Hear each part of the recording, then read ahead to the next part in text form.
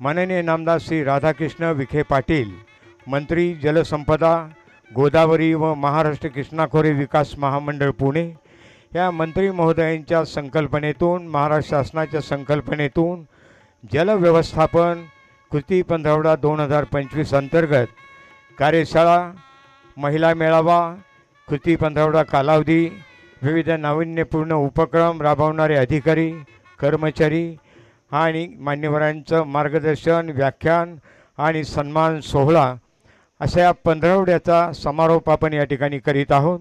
पुन्हा एकदा मंचावरील आदरणीय मान्यवरांचं स्वागत करून आपल्या मंडपामधील सर्व उपस्थितांचं स्वागत आणि या शानदार समारंभाचा उद्घाटन सोहळा या ठिकाणी संपन्न होतो आहे. सन्माननीय प्रमुख अतिथीने आता या ठिकाणी खाली यावं आणि इंजिनियर सर मोक्षगुंडम विश्वेश्वरय्या यांच्या प्रतिमेला पुष्पमाला अर्पण करून अभिवादन करून आपल्या आजच्या 15व्या समारोप समारंभाचा शुभारंभ या ठिकाणी होत आहे. सुस्वागत आहो. इंजिनियर मोक्षगुंडम विश्वेश्वरय्या हे आपलं आद्य दैवत आहे, आद्य मार्गदर्शक आहे आणि त्यांच्या प्रतिमेला पुष्पमाला अर्पण करून पुष्प वाहून या कार्यक्रमाचा शुभारंभ या ठिकाणी होतोय. सुस्वागत आहो. श्रीमती नीता कट्टे मॅडम, उपवन संरक्षक वन विभाग सांगली, चंद्रशेखरजी पाटील साहेब, भाग्यश्री जोशी मॅडम, शोभा पाखले, सचिन पवार साहेब, इंजिनियर ज्योती देवकर मॅडम, अभिनंदन हरगुडे, इंजिनियर अमर सूर्यवंशी, हे सर्व मान्यवर या ठिकाणी उपस्थित होऊन कार्यक्रमाचा शुभारंभ संपन्न झालेला आहे. सुस्वागत आहो. हॅलो.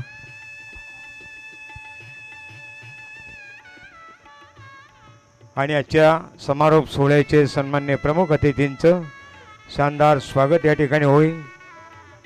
आजच्या कार्यक्रमाच्या प्रमुख अतिथी श्रीमती नीता कट्टे मॅडम, उपवन संरक्षक वन विभाग सांगली मी माननीय चंद्रशेखर पाटोळे साहेब अधीक्षक अभियंता यांना विनंती करतो की आपण माननीय नीता कट्टे मॅडम यांचं स्वागत करावं. महिला उद्योजकांनी जे जे काही पदार्थ निर्मित केलेले आहे अशा पदार्थात एक सुंदर कुंडी या ठिकाणी प्रदान करण्यात येत आहे. सहर्ष स्वागत आहे. त्याचप्रमाणे सन्माननीय चंद्रशेखर पाटोळे साहेब अधीक्षक अभियंता सांगली यांचे स्वागत इंजिनियर सचिन पवार साहेब यांनी करावं अशी विनंती करीत आहोत. सुंदर अशा विविध बनवलेल्या वस्तू महिला उद्योजकांनी बनवलेल्या वस्तू एकत्रित संच आपल्याला हा प्रदान होतोय. त्याचप्रमाणे सौभाग्यश्री भालचंद्र जोशी आपल्या महिला शेतकरी आहेत, प्रगतिशील शेतकरी आहेत. मी अभिनंदन हरगुडे कार्यकारी अभियंता यांना विनंती करतो आपण त्यांचं शानदार स्वागत करावं.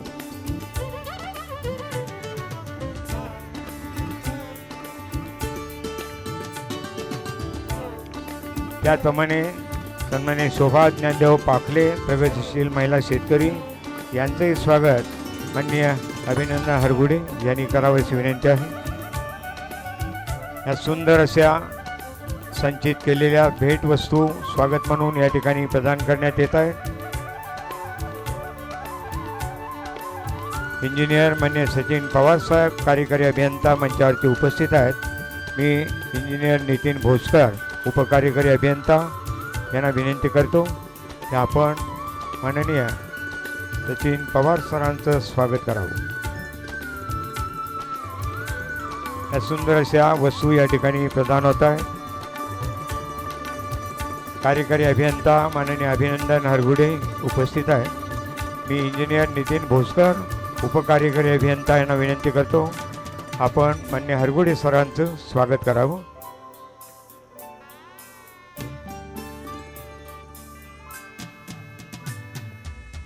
इंजिनियर अमर सूर्यवंशी कार्यकारी अभियंता यांचंही स्वागत नितीनजी आपण करावं अशी विनंती. माननीय अमर सूर्यवंशी कार्यकारी अभियंत्याचं स्वागत होते. नितीन भोसकर स्वागत करते.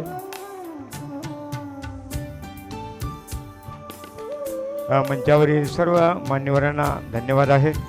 आपलं स्वागतही झालेलं आहे. आणि आता मुख्य कार्यक्रम होण्यापूर्वी काश्मीर या ठिकाणी पहलगाम येथे पर्यटकांच्यावरती आणि भारतीय नागरिकांच्यावरती कुटुंबियांच्यावरती दहशतवाद्यांनी जो अमानुष हल्ला केला आणि त्यांच्या हत्या केल्या संपूर्ण देश खऱ्या अर्थाने हळहळला. आणि याचं दुःख तुम्हा आम्हा सर्वांना देशाला आणि महाराष्ट्राला आहे. आपण या हत्येमध्ये ज्यांचं निधन झालं आहे त्यांच्यासाठी 1 मिनिट जागेवरती उभं राहून श्रद्धांजली वाहूया.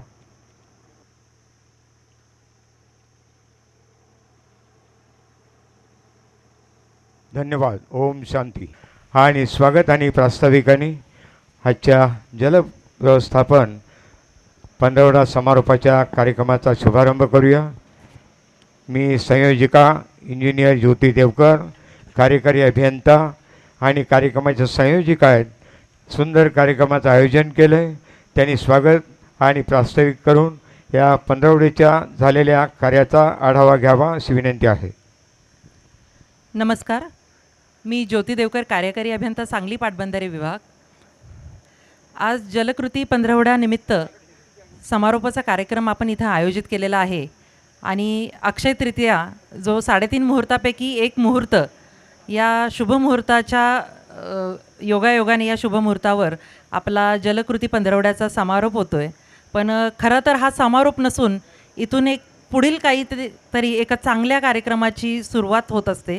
त्यामुळं समारोप हा नक्कीच असावा जेणेकरून पुढील चांगल्या काही गोष्टींची सुरुवात होते. तर या 15 ते 30 एप्रिलमध्ये जो काही 15 दिवसाचा आपण जलसंपदा विभागामार्फत कार्यक्रम आयोजित केला होता तर त्या सर्व कार्यक्रमाचा एक थोडक्यात मी इथं आढावा मांडणार आहे.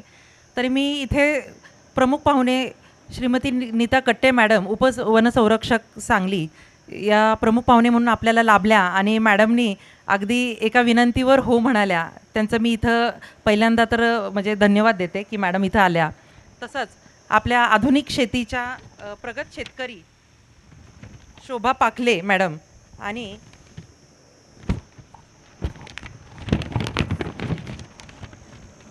भाग्यश्री जोशी मॅडम ह्याही आपल्याला इथं पाहुण्या म्हणून लाभलेल्या आहेत. त्यांचंही मी इथं पहिल्यांदा स्वागत करते. तसंच आपल्या पाणी वापर संस्थेच्याही काही संचालिका महिला इथं आलेल्या आहेत. त्यांचंही मी इथं स्वागत करते. सगळ्यात पहिल्यांदा तर आमचे अधीक्षक अभियंता श्री पाटोळे साहेब की जे कधीही कुठल्याही कार्यक्रमाला काहीही आपण विचारलं तरी कधीही नाही म्हणत नाहीत आणि आपण कितीही म्हणजे मनाने जरी काही करायचं ठरवलं तरी अगदी त्यांचा त्याला सपोर्ट असतो आणि खरंच या 15 दिवसाच्या काळात त्यांनी खूप चांगले चांगले कार्यक्रम घेण्यासाठी सगळ्यांनाच सपोर्ट केलेला आहे आणि त्यांच्या सहकार्याने आज इथं आपण एक चांगला नियोजित एक छोटेखानी कार्यक्रम इथं करतोय. त्यांचंही मी इथं स्वागत करते. तसंच मी इथं माझे सर्व सहकारी श्री कार्यकारी अभियंता श्री सचिन पवार साहेब, श्री सूर्यवंशी साहेब, श्री हारुगुडे साहेब हेही इथं उपस्थित आहेत, आवर्जून उपस्थित आहेत. त्यांचंही मी इथं स्वागत करते. तसेच आपल्या सांगली पाटबंधारे मंडळातील सर्व कर्मचारी अधिकारी वर्गसुद्धा इथं आलेला आहे. त्यांचंही मी इथं स्वागत करते आणि थोडक्यात एक आढावा देते. माननीय नामदार राधाकृष्ण विखे पाटील साहेब जलसंपदा मंत्री यांचे संकल्पनेतून जलसंपदा विभागामार्फत 15 ते 30 एप्रिल 2025 कालावधीमध्ये जलव्यवस्थापन कृती पंधरवडा आयोजित केला आहे. या पंधरवड्याच्या माध्यमातून जलसाक्षरतेसाठी विविध उपक्रम राबवून जलव्यवस्थापनावर अधिक भर दिला जावा असा या कार्यक्रमाचं नियोजन होतं आणि त्याप्रमाणे आपण अगदी नेटकं नियोजन इथं केलेलं आहे.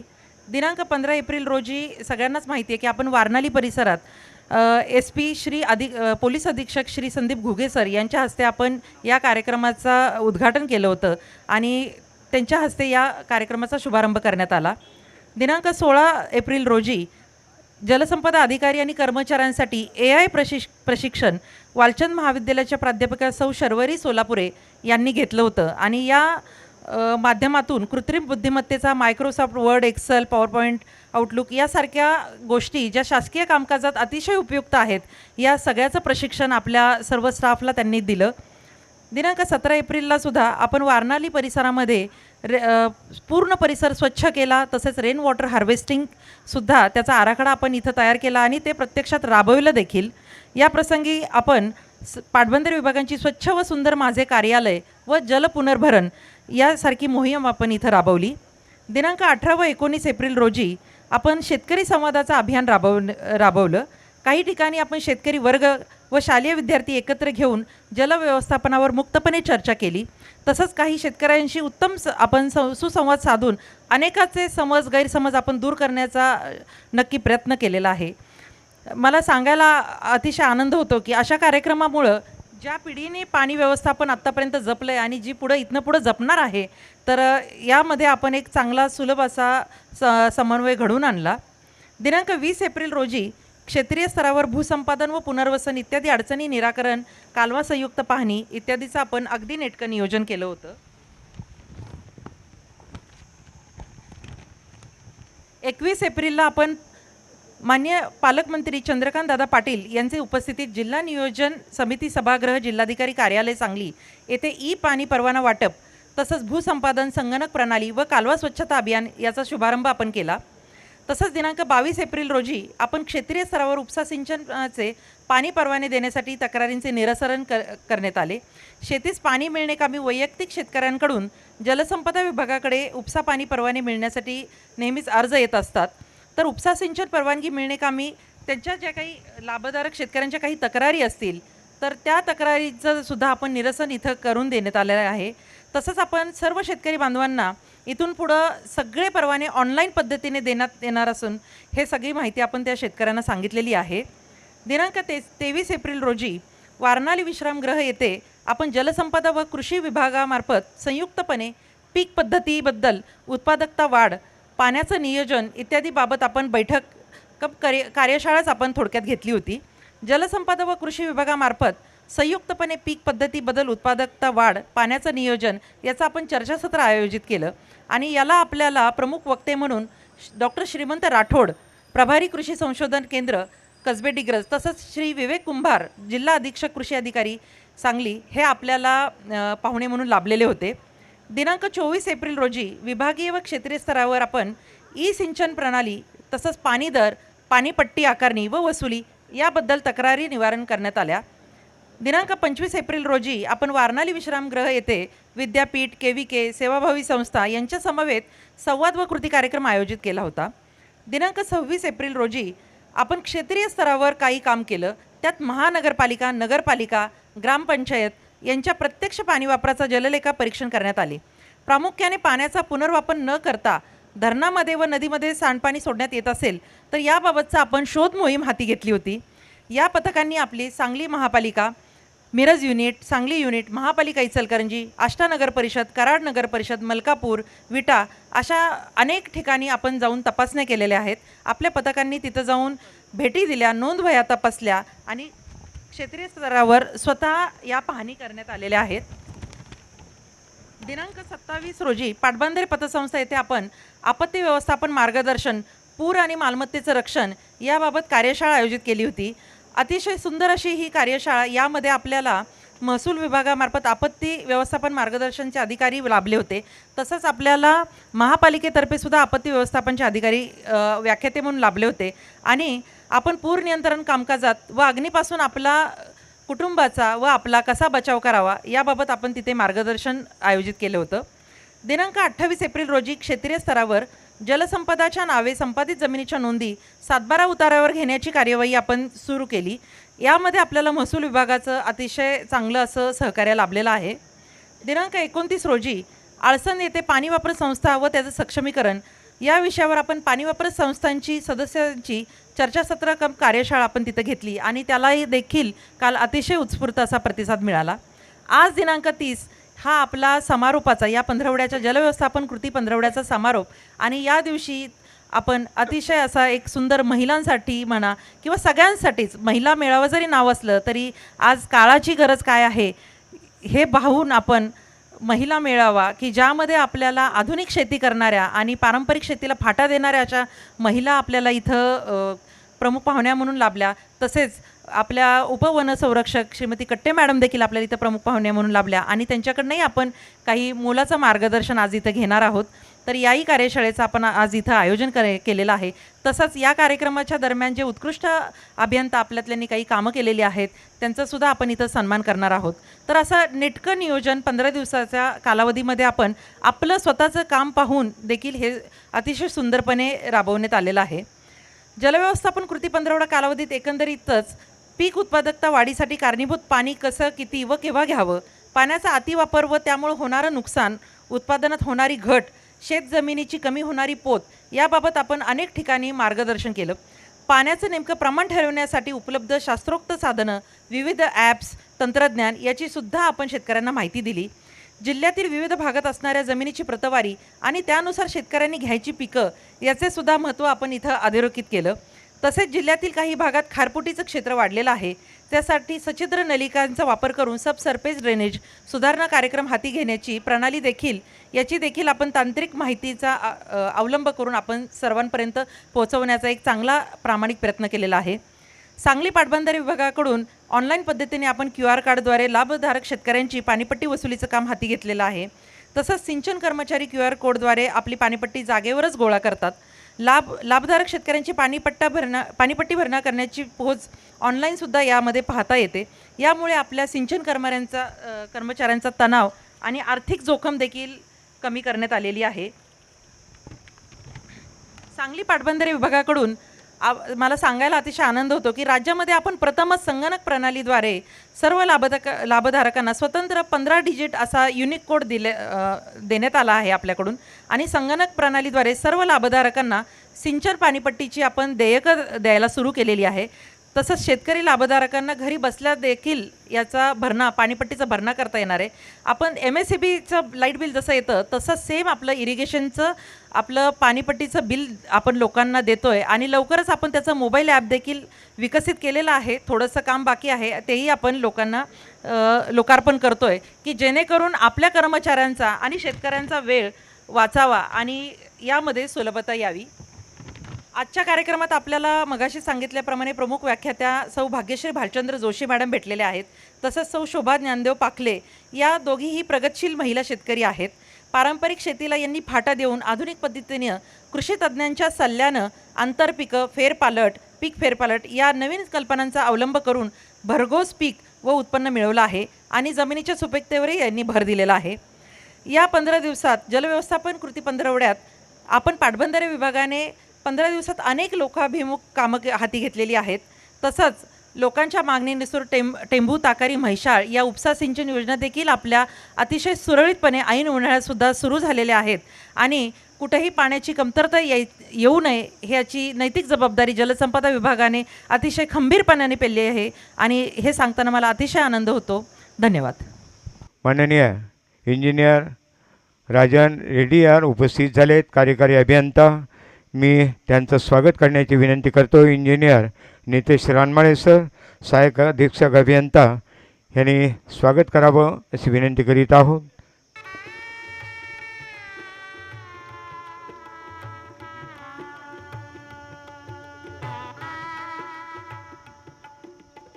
आणि या मान्यवरांच्या स्वागतानंतर 1-2 सन्मान या ठिकाणी होत आहेत.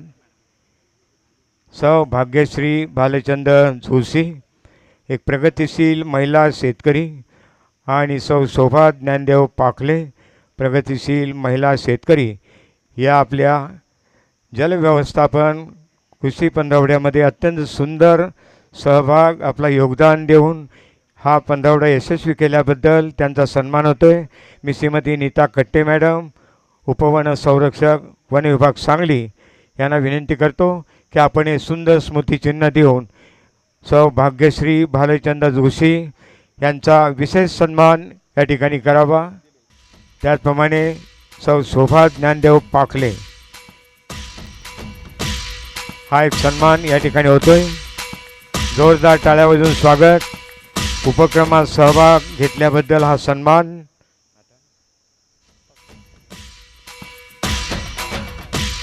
खास शोभाताई ज्ञानदेव पाखले, प्रगतिशील महिला शेतकरी, या जलव्यवस्थापन उपक्रमामध्ये अत्यंत महत्त्वपूर्ण योगदान आणि सहकार्य.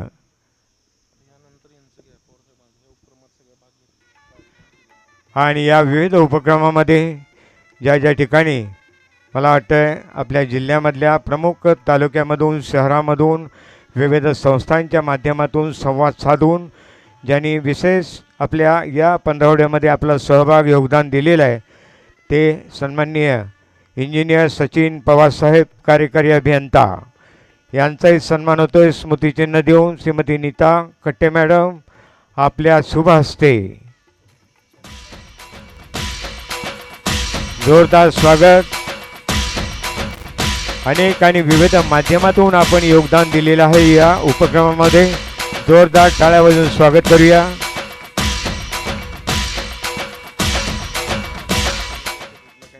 त्याचप्रमाणे इंजिनियर माननीय राजन रेड्डी यार, कार्यकारी अभियंता, यांचाही खास स्मृतिचिन्ह देऊन विशेष सन्मान होतोय.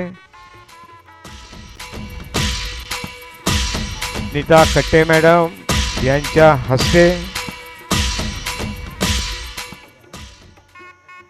माननीय इंजिनियर अभिनंदन हरुगडे, कार्यकारी अभियंता, यांचाही सन्मान. नीता कट्टे मॅडम, उपवन संरक्षक, वन विभाग सांगली, आजच्या कार्यक्रमाच्या प्रमुख अतिथी. या सर्व हे अभियंते आहेत, यांची सर्व टीमनं आपल्याला योगदान दिलेलं आहे. फक्त कॅप्टन म्हणून आपण त्यांना इथं निमंत्रित करतो आहोत. माननीय इंजिनियर अमर सूर्यवंशी, कार्यकारी अभियंता, प्रशासनामध्ये अत्यंत महत्त्वपूर्ण सहभाग देऊन हा महत्त्वाचा शासनाचा प्रकल्प यशस्वी केल्याबद्दल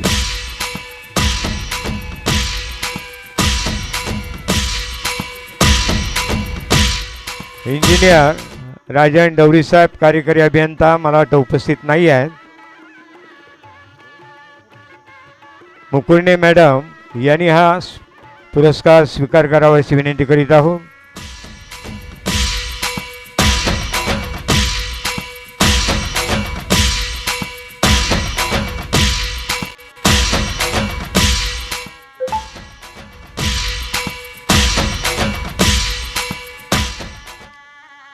आणि आता विशेष सन्मान होतोय हा अत्यंत महत्त्वपूर्ण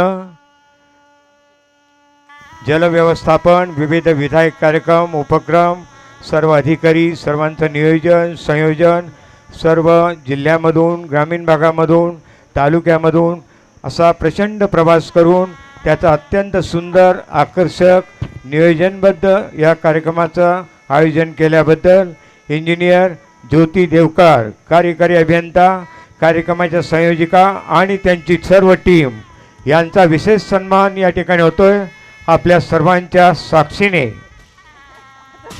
नीता कटे मॅडम आणि आपण या पुढे या जोरदार स्वागत आहे.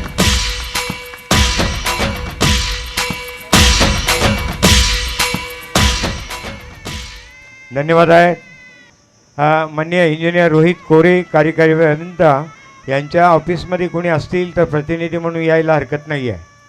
आहेत का कोणी? रोहित कोरे साहेब कार्यकारी अभियंता आहेत का? आपले अधिकारी कोणी किंवा शीतलजी कुणीच नाही आहे. रासनकर साहेबांचे प्रतिनिधी झांबरे मॅडम वगैरे कोणी असेल तर या पुढे या. हां या ना या मॅडम या. कार्यकारी अभियंत्यांच्या नावचा जरी असला तरी तो सगळ्या टीमचा सत्कार आहे. टीमचा सन्मान आहे. या आपले खास स्वागत करीत आहोत.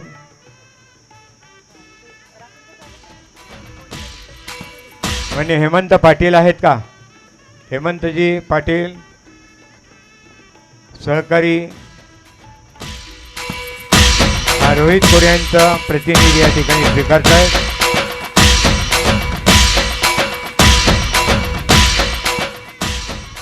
धन्यवाद. मला वाटतं रोहित पाटील हे नाही आहे. आपण सर्व आपल्या पुरस्कार मान्य सन्माननीय उपस्थितांचं खास अभिनंदन करूया. धन्यवाद देऊया सर्वांच्या वतीने. धन्यवाद. यामध्ये सर्वच कार्यकारी अभियंत्यांना दिलंय म्हणजे प्रतिकात्मक आहे. त्या सर्वच टीमनी अतिशय उत्कृष्टपणे 15 दिवसात छान कार्यक्रमाचं आयोजन केलं होतं आणि एक विशेष सत्कार एक करायचा राहून गेला आहे. यामध्ये आपल्या सर्कलच्या वतीने सर्वांनाच ह्या कार्यक्रमामध्ये प्रोत्साहन देऊन आणि सगळ्यांच्याच बरोबर राहिलेले श्री प्रदीप पाटील रावसाहेब यांचा इथं सत्कार मॅडमनी करावा अशी मी सर्वांच्या वतीने विनंती करते. तो सुद्धा सगळ्या एफसींचाच सन्मान असेल. श्री प्रदीप पाटील रावसाहेबांचाही सन्मान व्हावा. धन्यवाद आहे प्रदीप पाटील. त्यांच्याबरोबर मी तोंडी सुद्धा हे करते की कुकडे बापू म्हणा सगळ्यांनीच सगळ्याच टीमनी अतिशय उत्कृष्ट सहकार्य केलेलं आहे. सर्व कार्यक्रमाचं समन्वय आहे.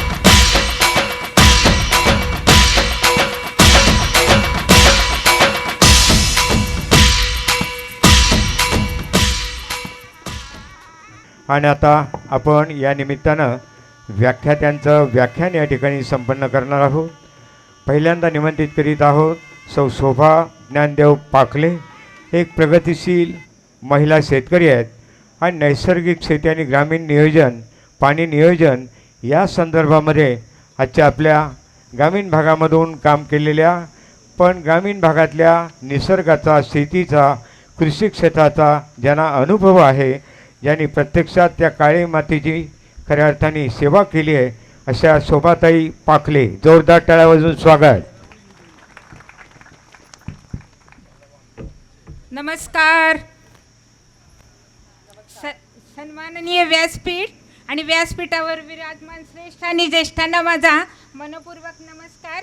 आणि तुम्ही सगळेजण आपला अमूल्य वेळ देऊन इथं आला त्याबद्दल तुमचं पण मी मोठ्या टाळ्यांच्या गडगडाटामध्ये स्वागत करते. जोरदार टाळ्या वाजवा. जेवला ना सगळेजण? आज पोळ्या खाऊन आला की नाही? मी खेडेगावात ना आल्या बोलणार. ओके नाही? ओके.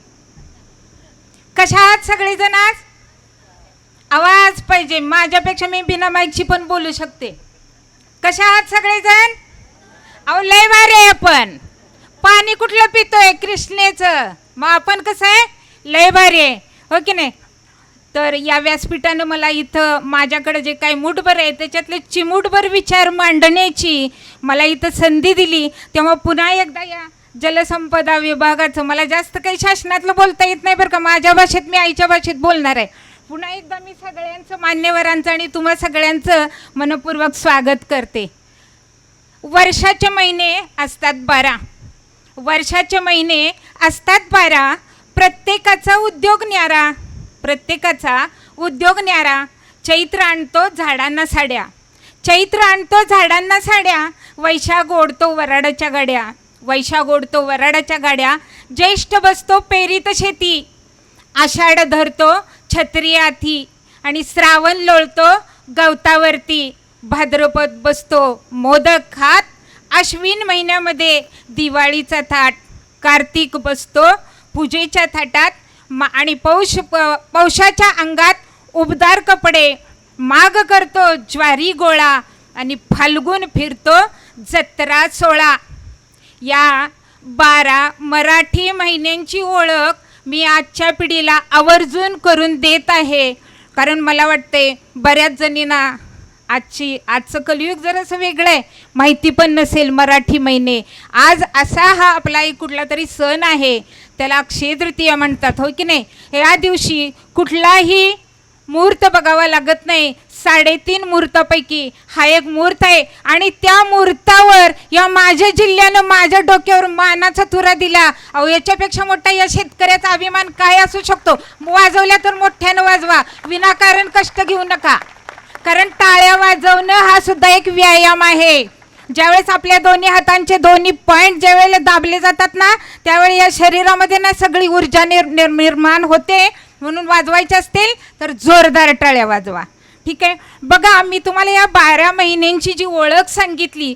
प्रत्येक सणाला काही ना काहीतरी शिजत असतं, काही ना काहीतरी आपण खात असतो. आणि जे खातो ते कुठून येतो? जे अन्न असतं ते कुठून येतं? शेतातून येतो, हो की नाही. कसं पिकतं हो ते? पिकतं ते कसं पिकतं? त्याला पाण्याची फार आवश्यकता असते, हो की नाही. पण हे सण साजरे का केले जातात? सगळ्या मध्यमवर्गीय असतील, काही खालचे लोक असतील, उच्च प्रतीचे असतील, या लोकांना त्या त्या ऋतुमानाप्रमाणे ते पदार्थ खायला मिळावेत. आणि त्यांच्या पुढे येणाऱ्या ऋतूसाठी आपल्या अंगामध्ये ऊर्जा शक्ती मिळावी म्हणून हे सण साजरे केले जातात, होय की नाही. प्रत्येक गोष्ट येते ती पाण्याच्या ठिकाणीच येते. मला छान वाटलं, जल है तो कल है, छान वाटलं हो मला ते बघून. मला काही शासकीय शब्द जास्त बोलता येत नाहीत बरं का, पण माझं दाबून बोलणार मी. मला जास्त इंग्लिश येत नाही. आणि याच सांगलीमध्ये मी माझा थोडासा परिचय सांगते. मी माझं लग्न 8वीत असताना झालेलं आहे. आणि मला 8वीत असताना लग्न झाल्यानंतर पुन्हा माझ्या मिस्टरांनी मला शिकवले, कारण ते एअरफोर्समध्ये असणारे मला मिस्टर मिळाले हो. त्यांनी मला पुढं शिकवलं. आणि 1984 साली मी शांतिनिकेतन विद्यालयाला BAची डिग्री घेतली. अहो, कोण म्हणतं पुरुष आपल्या पाठीशी नसतो? बायकोनं तुम्ही तुमचे सुप्त गुण जागे करा. पुरुषाची थाप आपल्या पाठीवरच आहे असं म्हणतात ना. एका पुरुषाच्या पाठीमागे एका स्त्रीचा वरदहस्त असतो. पण मी म्हणते की एका स्त्रीच्या पाठीमागे एका पुरुषाचा वरदहस्त असतो. फक्त तुमच्यातले सुप्त गुण जागे करा. आणि जागे होऊन प्रत्येक गोष्टीसाठी तुम्हाला सावधानता, सतर्क राहिलंच पाहिजे. अहो, मला सांगा तुम्ही, आपल्याला चावीला पाणी येतं, आपण काय करतो? प्यायचं पाणी आलं, पाणी आलं, आपण भरून ठेवतो ना, साठवूनच ठेवतो ना.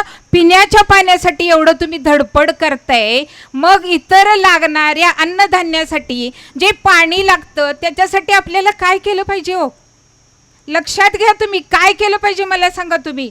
या पाण्याचा आपण जो भरमसाठ म्हणतात ना, पाण्यासारखा पैसा ओतला जातोय नाही. आजपासून एकच लक्षात ठेवा, पैशासारखं पाणी वापरायला शिका.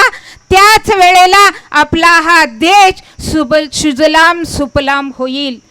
आजपासून एक ब्रीद इथून घेऊन जावा, मी आजपासून 1 बादली पाणी वाचवेन.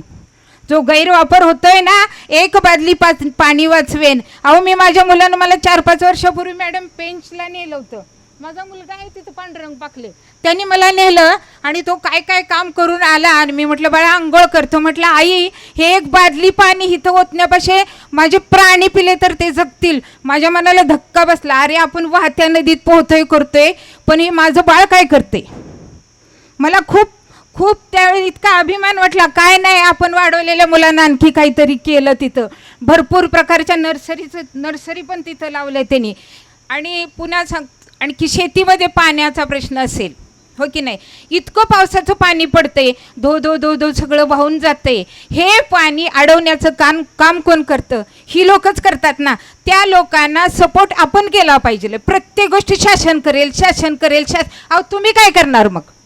तुम्ही स्वतः असं करा, असं काहीतरी काम करा, म्हणजे शासन तुमच्या दारी येईल, तुमची खबरदारी घेईल. काय चाललं इथं, काय नाही, असं काहीतरी स्वतःमध्ये नियोजन करा आणि त्या पद्धतीनं तुम्ही वागायला शिका. बघा, ही झाडं झुडपं सुद्धा कशामुळं, ही जंगलं असतील ती कशामुळे जगतात? पाण्यामुळेच ना.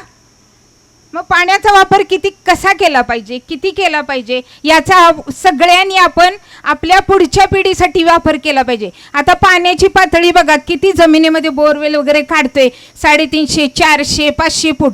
कर्नाटकात मॅडम माझी शेती आहे, 1000 फुटाच्या खाली बोरवेल काढलं जातंय, तरी सुद्धा लोकांना पाणी मिळत नाहीये. तुम्ही आटपाडीकडे जावा, जत विभागाकडे जावा, त्यावेळेस तुम्हाला पाण्याचं महत्त्व कळेल. एक थेंब पाणी म्हणजे काय असतं. आता बऱ्याच जणांना तहान लागली असेल म्हणून तुम्ही म्हणताय ना पाणी पाहिजे, पाणी पाहिजे, हो की नाही? मग बघा,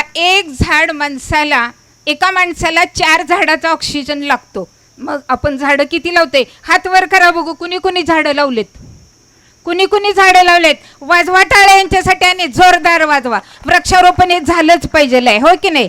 वृक्षवल्ली सगळे जर आपले सोयरे आहेत असं संत तुकारामांनी सांगितलेलंच आहे. तेच आपण आपल्या अंमलात आणलं पाहिजे. तुम्हाला माहिती आहे का, पशु पक्षी सुद्धा निसर्गाची जोपासना करतात. बरेचशी अशी झाडं आहेत की आपण शोची झाडं लावतो. शोची झाडं काय करतात माहिती आहे का? जमिनीतून पाणी खेचून घेण्याचं काम करतात. पण अशी काही झाडं तुम्ही लावा ज्या पक्ष्याच्या विष्ठेतने उगवली जातात. बघा, लिंबाचं झाड असू दे, चंदनाचं झाड असू दे, उंबराचं झाड असू दे, वडाचं झाड असू दे, ते कशातून उगवतं? पक्ष्याच्या विष्ठेतून उगवतं. आणि पक्ष पंधरवड्यामध्ये आपण काय करतो? कावळ्यासाठी नैवेद्य देतो. का देतो माहिती आहे का तुम्हाला? कारण त्या दिवसामध्ये त्या कावळ्याच्या पक्षाची अंडी उबवली जातात आणि त्याच्यातून जी उपजणारी पिल्लं आहेत ती अगदी प्रतिकारशक्ती घेऊन उपजवावी म्हणून त्या ऋषीमुनींनी लिहून ठेवलेलं आहे. म्हणून आपण तो नैवेद्य तिथं दाखवत असतो. मग निसर्गाला जर पक्षी एवढं जर सांभाळत असेल तर आपण लोकांनी किती सांभाळलं पाहिजे आहे, हो की नाही? मग ती साधी गाडी लावायची असेल तर आपण सावली बघतोय, मग झाड लावतोय का? आपण प्रत्येक गोष्टीचा स्वतः काय केलं पाहिजे याचा विचार करा. चुकीच्या मार्गाने अजिबात वागू नका. बघा, चुकीच्या मार्गाने काय होते? निसर्गासोबत राहा तर तुम्हाला निसर्ग साथ देईल, हो की नाही? चुकीच्या कुठला तरी लॅपटॉपमध्ये पासवर्ड टाकलं तर लॅपटॉप ओपन होतोय का? चुकीचा पासवर्ड टाकला तर मोबाईल ओपन होते का? होतच नाही. मग चुकीच्या मार्गाने वागताय का? याच्यासाठी पाण्याचा वापर अगदी काटकसरीने करा. काटकसर तुम्ही घरात कशाची करताय मला सांगा? नको तिथं उधळपट्टी करताय. फोनचा वापर कमी करावं. उपवास कुठल्या देवाचा करू नका, देव पावत नाही. सकाळी 2 तास, संध्याकाळी 2 तास फोनचा उपवास करा. बघा, आपल्या खिशाला जो राक्षस आहे की नाही तो शांत होईल. फोन काय फुकट बोलत नाही, त्याला पैसेही द्यावेच लागतात, हो की नाही? असं काहीतरी अंमलात आणा जेणेकरून आपण काहीतरी पुढच्या पिढीला काहीतरी दिलं पाहिजे. मला माहीत नाही माझं आयुष्य किती आहे. मी तुम्हाला सांगते, आर्ट ऑफ लिव्हिंगमध्ये 20 वर्ष झाली मी त्याच्यामध्ये, आणि त्याच्यामध्ये मला नॅचरल फार्मिंग एक पुस्तक वाचण्यात आलं. आणि मी त्या दिवसापासून ठरवलं की माझ्या घरामध्ये जर्सी गाय होत्या त्या पहिल्यांदा काढून टाकल्या, कारण त्याचं महत्त्व मला कळालं ना. आणि मी त्या दिवसापासून ठरवलं, अरे मला माहीत नाही माझं आयुष्य किती आहे, माझे नातवंड 100 वर्ष जगली पाहिजेत, म्हणून मी नैसर्गिक शेती करण्यासाठी देशी गोचं पालन केलं. आज माझ्याकडे 7 देशी गायी आहेत आणि गो आधारित शेती करते. माझी पूर्ण शेती नैसर्गिक आहे. आणि पाण्याची बचत तुम्ही म्हणाल का नाही?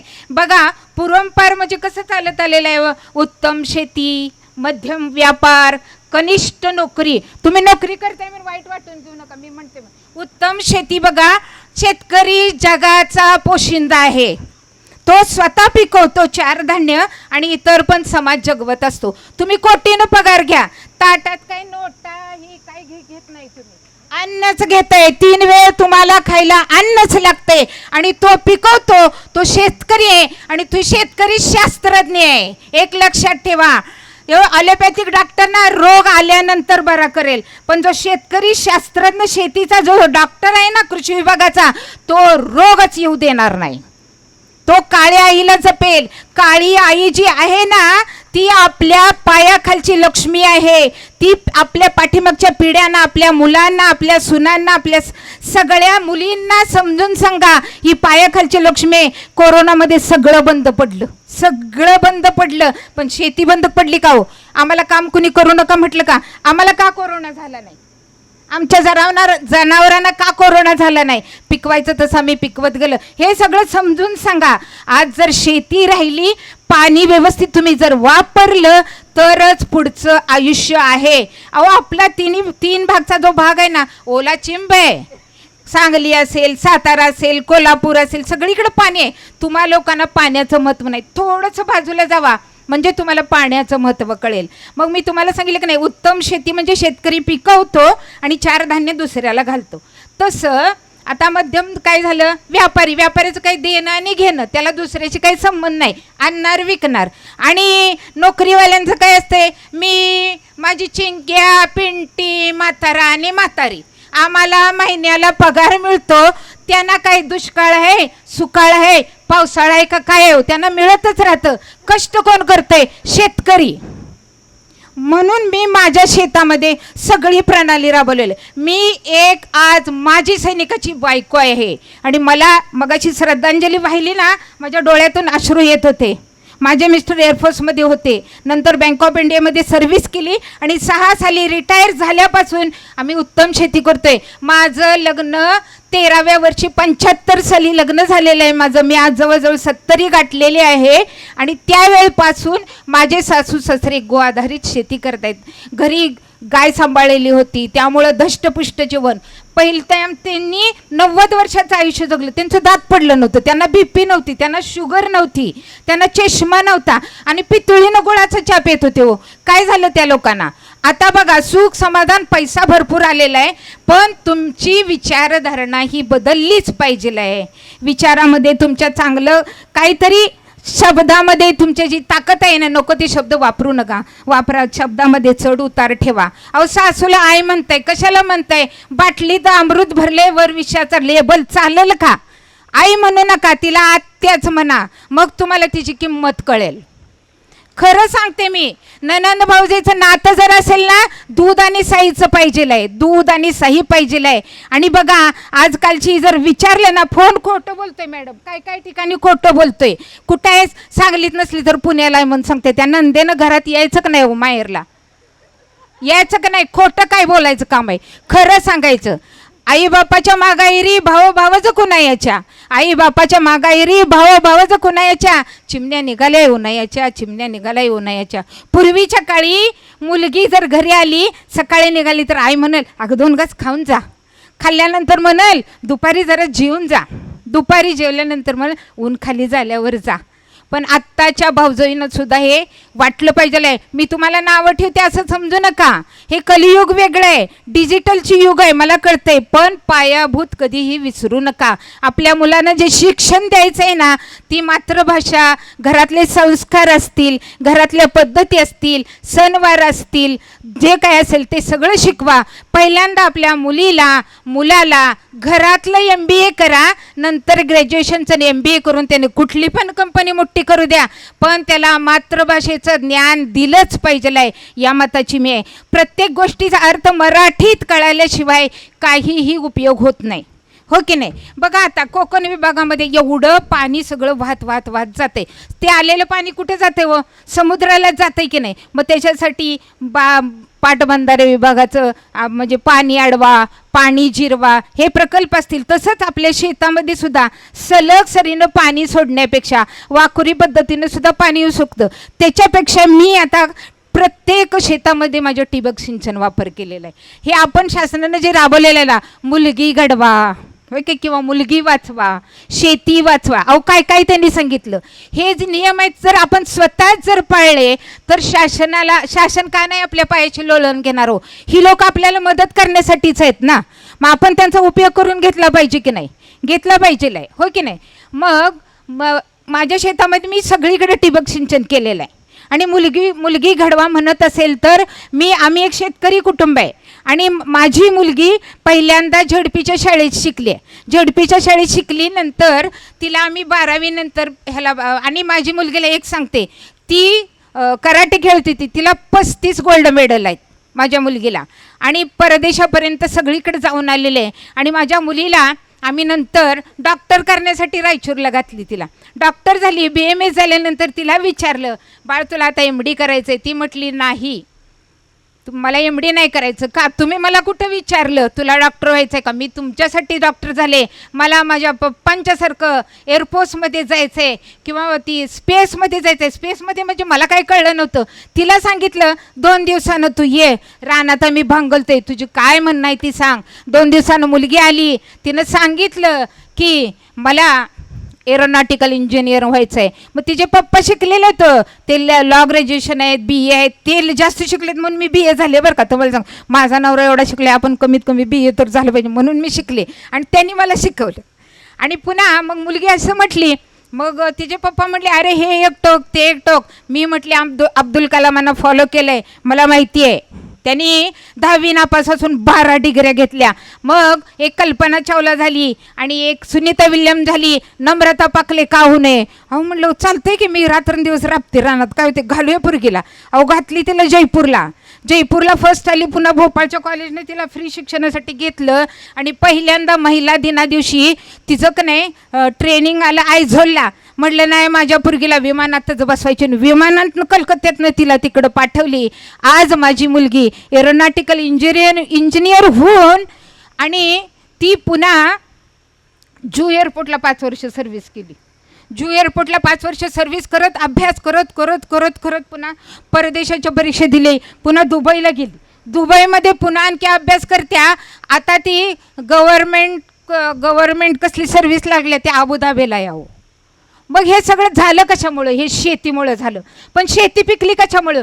पाण्यामुळं. पुन्हा आपण तिथंच आलो की नाही?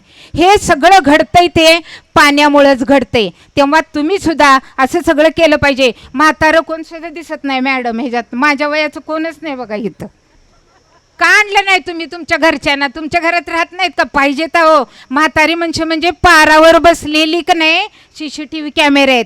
आत्ता जर तुम्ही कलियुग आहे का नाही, बटन दाबलेलं जग तुम्हाला दिसतंय का नाही? पूर्वी ते बाण होते आणि असे हे करत होते, आता तुमचं बोट काम करते. तुम्ही डिजिटल युगात आहे. म्हाताऱ्या माणसानं सोडू नका, अजिबात सोडू नका. लग्न ठरवायला तर म्हातारी माणसं पाहिजेतच, त्याशिवाय लग्न ठरत नाही. तुम्हाला एक गोष्ट सांगते, माझ्या प्रश्नाचं उत्तर द्या. अगदी असं काही थोड्या वर्षापूर्वीचीच गोष्ट आहे. लग्न होत ऐकायचं आहे का गोष्ट?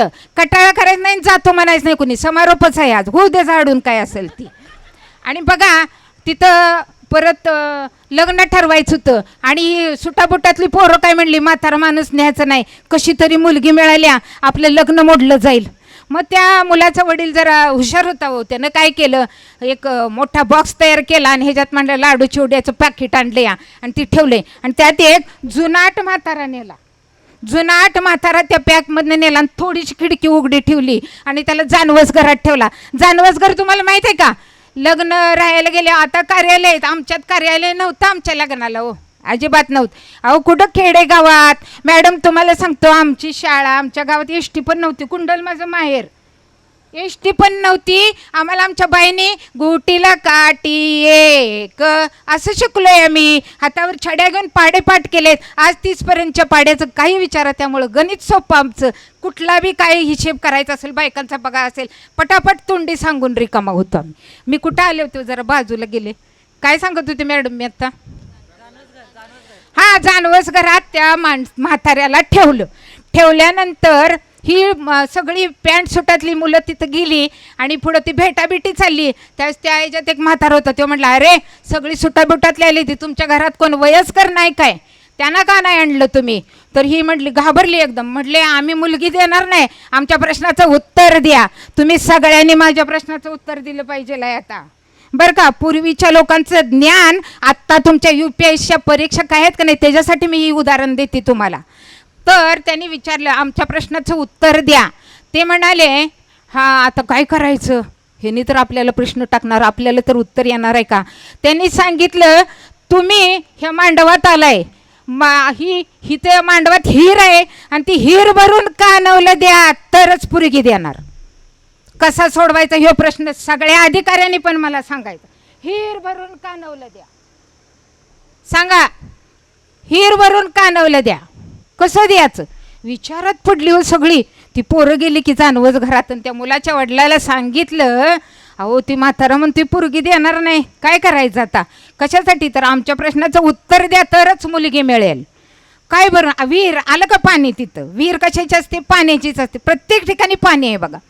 मग सगळेजण म्हणले, पुन्हा त्या मुलाच्या वडिलांना हळूच त्या खिडकीतनं सांगितलं त्या म्हाताऱ्याला, अहो तिथे एक चॅप्टर म्हातारा आहे तो म्हणतोय पोरगी देणार नाही, का देणार नाही म्हणतोय, तर ते म्हटले हिर भरून कानवलं द्या म्हणतोय. असं आहे काय, मला तिथं नेहमी उत्तर देतं. सगळ्या पोरांना बाजूला सारलं, म्हाताऱ्यानं पटका गुंडाळायला होता, मारला छडून गेला मांडवात. सांगा की मॅडम काय असेल, हिर भरून कानवलं सर सांगा, मांडवात हिर आणि हिर भरून कानवलं द्या. शेतकऱ्याला अडाणी समजू नका, हा चालणार नाही. सांगू का मी उत्तर, त्या बॉक्समधल्या म्हाताऱ्याला बाहेर काढलं, हिथं आणलं, तो म्हणला, हे बघा पाहुणं, मांडवात हिर आणा तुम्ही, मी बी तुम्हाला कानवलं देतो. झाला का नाही UPSCचा प्रश्न, काय अवघड आहे हो. म्हणून जुन्या पिढीकडनं सगळं शिका, जुन्या पिढीकडनं सगळं शिका. पारावरचे CCTV आहेत, गावात नवीन कोण आलं, काय झालं, काय घडलं, लग्न ठरवाय गेलं तर तुझी आई कुठली, मावशी कुठली, आजी कुठल्या गावची, सगळं विचारतात ना. म्हणून यांना जपा, आई वडिलांना जपा, ह्या माणसांना जपा. त्यांना माहिती आहे पूर्वीपासून शेती कशी केली जायची, कमी पाण्यावर कशी पिकवली जायची आणि भरघोस उत्पन्न कसं घेतलं जायचं, हे सगळं करत होतं. आता हे करत असताना मी आणखी एक प्रकल्प सांगते. आमच्या आर्ट ऑफ लिव्हिंगमध्ये एक जलतारा प्रकल्प, माहिती पण असेल मॅडम तुम्हाला, जलतारा प्रकल्प पण राबवला जातोय. आणि तो प्रकल्प मी माझी कर्नाटकात पण थोडी शेती आहे तिथं राबवलेला आहे आणि त्याचा मला खूप छान अनुभव आला. बघा आपल्या शेतामध्ये वाहून जाणारं जे पाणी उतारायला जे जातं त्या ठिकाणी 6 बाय 4 आणि 6 फूट खोल असा खड्डा काढायचा आहे आणि त्या खड्ड्यामध्ये मोठे दगड छोटे दगड आणि असं टाकत ते रचत घ्यायचं आहे आणि त्याच्यावरती पुन्हा थोडीशी आपोआप वाहून आलेली माती येईल. पण जे पाणी आपल्या पावसाचं पाणी जे वाहत येईल ते पाणी त्या खड्ड्यामध्ये जाऊन त्या भूगर्भामध्ये साठलं जातंय आणि नंतर त्या भूगर्भातलं पाण्यामुळं विहिरीच्या पाण्याची पातळी वाढली. आमचं बोर पूर्ण आटलेलं होतं, त्या पण बोरला पाणी लागलं आणि कमी खर्चात येणारे खर्च आहेत. हा उपक्रम आहे तो तुम्ही सगळ्यांनी खरोखर राबवला पाहिजे आपल्या शेतामध्ये. शेतात कोण कोण जातं, किती जण शेतकरी आहेत तिथं, हात वर करा. किती जण शेतकरी आहेत, तुम्ही कोण जात नाही का शेतात. आणि एक लक्षात ठेवा, शेतात जायचं, आपल्या नवरा असेल सासरा असेल सांगायचं मला 1 गुंठा शेती पाहिजे, मी स्वतः करणार. आता ऊस शेतकरी येते, 1 गुंठ्यामध्ये किती ऊस पिकला जातो, जरा मोठ्याने बोला, किती ऊस पिकतो सर 1 गुंठ्यामध्ये? 1.5 टन. मी म्हटलं 2 टन धरा, 2 टन धरा. जास्त प्रगतिशील शेतकरी असला तर 2 टन पिकवल. 2 टनाचे पैसे किती झाले 1 गुंठ्याचा, त्यातल्या कमी पाण्याच्या वापराचं गणित मी तुम्हाला सांगते. किती पैसे झाले, 2 टनाचे पैसे किती झाले, 6,000 रुपये झाले, हो की नाही. 6,000 रुपये मिळायला शेतकऱ्याला किती दिवस लागतात, 2 वर्ष. 18 महिन्याने अडसाली ऊस तर जातोय आमचा, 18 महिन्याने. पुन्हा 2 महिन्याने बिल निघालं, राहिलेलं बिल तुकडे बिलामध्ये कधी दिलं नाही तर नाही दिलं. मग हे आपल्याला किती मिळाले, 6,000 रुपये मिळाले, हो की नाही. तर 4 ते 5 माणसाच्या कुटुंबाला भाजीपाला आणि दुधाचा खर्च आठवड्याला किती येईल हो? जास्त नाही सांगायचं, किती येईल. सगळ्याजणी बाजारात जात आहे, सगळ्याजणी प्रपंच करताय, का सांगायला येत नाही तुम्हाला. एक 500 रुपये येईल की सर, जास्त काय नाही, आपण हायफाय नाही, शेतकरी माणसं आहे. 500 रुपये खर्च येईल आठवड्याला, दूध आणि भाजीपाल्याचा खर्च 500 रुपये येऊ शकतो, हो की नाही. तर महिन्याचं किती झालं हो, 2,000 झाला. आणि वर्षाचं किती झाला, इतका वेळ कसा गणित कच्चं आहे काय. अहो इथं लय हिशेब करायला लागते. आता जरी ऑनलाईन झालं असलं, कागदी गोडो नको आहे, इथं पण आलं पाहिजे, आपला हातच ते कागदी गोडो नाचवतो, लक्षात ठेवा. तर वर्षाचे किती झाले, 24,000 झाले, हो की नाही. किती ह्याच्यातून ते उत्पन्न निघणार आहे, 1 गुंठ्याच्या क्षेत्रातून तेवढं उत्पन्न निघू शकतं. त्याच्यामध्ये 2 मिरचीची झाडं लावा, 2 वांग्याची लावा, 2 भेंडी लावा, वेलवर्गी लावा, त्याच्यात पपईचं झाड लावा, त्याच्यात एक काळीचं लावा आणि केळीचं झाड लावा आणि सोबती एक हत्ती गवताचं लावा, एक देशी गाई पाळा. तुमचं स्वतःचं कुटुंब जगेल का नाही त्याच्यावर? काय नाही जगणार. स्वतःला झालेलं मूल आणि आपल्या झाडाला आलेलं फळ, वांगा असू मिरची असू, एक समान आहे. ते बघितलं की खूप मोठा आनंद होतो. शेतकऱ्यासारखा कोण आहे सांगा? हजारो लोकांची तो पोटं भरतोय, तो कधी उकरून बघायला जात नाही. उगवलंय की नाही एकदा पेरून येतो आणि बिनधास्त असतो. तुम्ही धंदा करताना नफा तोटा आहे, तसं शेतकऱ्याला ऐकावं. म्हणून हे सगळं करत असताना पाण्याचं नियोजन फार महत्त्वाचं आहे. त्याच्यासाठी या विभागाचं सुद्धा खूप आपल्याला मोठं मोलाचं सहकार्य आहे. आणि पदोपदी ज्या ज्या योजना असतील, काय असतील, त्या आपण सगळ्या योजना राबवल्या पाहिजेत आणि ते प्रत्यक्षात आपल्या शेतीमध्ये उतरवलं पाहिजे. मी ज्यावेळेला नैसर्गिक शेती करायला लागले त्यावेळेला पाण्याच्या बचतीमधूनच आणि गोआधारित शेती करते, बचतीमधूनच मी शेती माझी पिकवली आहे. मी ज्या वेळेला पूर्णपणे बदल केला, रासायनिक खतामध्ये शेती पिकवत असताना मी 90 टनाच्या पुढे गेले होते मॅडम, 90 टनाच्या पुढे गेले. आणि ज्या वेळेला मी हा बदल करायला गेले त्यावेळेला सुरुवातीला मला 14 टन ऊस निघाला. आणि हे शेतीचं क्षेत्र पिकवत असताना तुम्हाला सांगते, सेंद्रिय शेती असेल, नॅचरल शेती असेल, हे पिकवत असताना डोक्यावर बर्फ आणि तोंडात साखर पाहिजे. सगळी लोक तुम्हाला हसतील. आणि माझ्याच घरात मला माझ्याच मिस्टरांचा आणि मुलाचा पहिल्यांदा विरोध झाला. असं कुठं असतंय काय? काय न घालता शेती त्या काय उत्पन्न येते काय? नाही. मी म्हटलं तुमचं 80%, माझं 20%. 50 लिटरचा बॅरेल आणला, जीवामृत तयार केलं, गोकृपा तयार केलं, बीजामृत तयार केलं. त्यांच्याबरोबर माझं बी मी वापरायला सुरुवात केली. पुन्हा हळूहळू काय केलं, हळूहळू 40-60चा फॉर्म्युला केला, हळूहळू 50वर आणलं. आणि पुन्हा त्यांना जसा बदल वाटला, खर्च कमी येऊ लागला, उत्पन्न कमी, 2 रुपये खर्च करून 10 रुपये मिळायला लागले हो. आणि 10 रुपये खर्च करून 15 रुपये येण्यापेक्षा आपण जे कमवतोय किंवा बचत ही जी झाली ना, ह्याच्यातून येणारं उत्पन्न म्हणजे वाचलेलंच आहे की नाही मला सांगा तुम्ही. आणि आमच्या घरात एक गोळी नाही मॅडम, माझ्या साहेबांचं वय 80 वर्ष आहे, शुगर नाही, BP नाही, काय नाही, निसर्गासोबत राहतोय मस्त. सगळ्यांनी एकदा माझ्या शेतीला भेट द्यायला आली पाहिजे. सगळे शेती अधिकारी हे ते शेतीशाळा घ्यायला येतात, तुम्ही पण या. माझ्या शेतामध्ये मी 10 गुंठ्याचा एक मॉडेल प्लॉट बनवलेला आहे. त्याच्यामध्ये सगळे आयुर्वेदिक वनस्पती लावलेले आहेत. आणि 5 प्रकारच्या तुळशी आहेत, 3 प्रकारच्या हळदी आहेत, अश्वगंधा आहे, शतावरी आहे, अर्जुन आहे, लक्ष्मी तरू आहे, असे सगळे आयुर्वेदिक मी माझ्या शेतामध्ये लावलेले आहेत. आणि हे सगळं कशामुळं केलं माहिती आहे का? मी हे सगळं पंचगव्य पण थेरपी मी शिकले. कोट्टा हुकुमला गेले आणि तिथं राजीव दीक्षितांच्या ह्याच्यात 3.5 वर्ष येऊन जाऊन अहो माझ्या मिस्टरांनी माझं सुप्त गुण ओळखल्यामुळं मला चांगलीच शिकवली की हो. आणि ह्या सगळ्या शिक्षणामुळं, ह्या काळ्यामुळं, ह्या शेतीमुळं मी आज या स्टेजवर येऊन बोलते. अहो डोक्यावर पाटी घेऊन मी भांगलत बसणारी रानात आज कुठं बोलते? मला भीती वाटते का बघा तुमच्यापुढं बोल? भ्यायचं नाही अजिबात, पायकानो अजिबात भ्यायचं नाही, पुढं असायचं. 50%चं 100% आरक्षण झालं का झालं? अहो तुम्ही पुढे या, अजिबात घाबरायचं नाही. आपल्याला जे येतंय की नाही अनुभव सांगायला, दणकून सांगायचं, काय घाबरायचं आहे मला सांगा तुम्ही, हो की नाही? तर पाणी आपलं खूप मोठं जीवन आहे, त्याचा वापर आपण चांगला करूया आणि सगळ्यांनी त्या पाण्यासाठी शेवटच्या श्वासापर्यंत झटूया. या लोकांचं आपल्याला योगदान असणारच आहे. आणि आपल्याला ज्या वेळी ज्या ठिकाणी जाऊन मदत, मॅडम मला सांगा कुठलं बी काम असू द्या मला बोलवत जावा, मी मदत करायला येणार, खेड्यात येणार, शेतकऱ्याकडे येणार, जनजागृती करणार. मी आर्ट ऑफ लिव्हिंगचे सगळे कोर्सेस घेते मॅडम, हॅपीनेस घेते, आर्ट एक्सेल घेते, यस घेते, मेगा योगा घेते आणि नॅचरल फार्मिंगची मी आर्ट ऑफ लिव्हिंगमध्ये टीचर आहे, त्याचं पण मी सगळं प्रशिक्षण देते. आणि हे सगळं कशामुळे झालं? आज माझी 70 वर्ष गाठलेले आहे. 70वं वर्ष मला आता पुढच्या महिन्यात पुढच्या वर्षी मला चालू होईल. अहो बघा, परिस्थिती बदलवायची असेल ना तर मनस्थिती बदलवावी लागते. आणि मनस्थिती जर बदलायची असेल ना तर ते आपला एक फक्त श्वासच करू शकतो. आणि त्या श्वासावर कंट्रोल जर आलं ना तर आपल्या आयुष्याचं समाधान झालं. हे सगळं कुठं शिकले माहिती आहे का? माझे गुरुजी श्री रविशंकरजी यांनी मला कुठं नेऊन सोडल्या. मला माहीत नव्हतं मी या स्टेजवर येईन का नाही, 4 चाकीतनं फिरीन का नाही, मला काय माहीत नव्हतं. अहो 4थीत असताना का नाही, आमच्या गावाशिवाय पोलूस गाव आहे मॅडम, तिथं का नाही विमान आलं का नाही शाळेची सहल यायची आणि ती सहल बघायला का नाही पोरासनी शाळेत चालत चालत नेत होतं, त्यावेळेला एस टी नव्हती आणि चालत आम्ही गेलो. मला आठवते निळं पांढरं इथं रिबण्या असायच्या 2 वेण्या, चालत गेलो.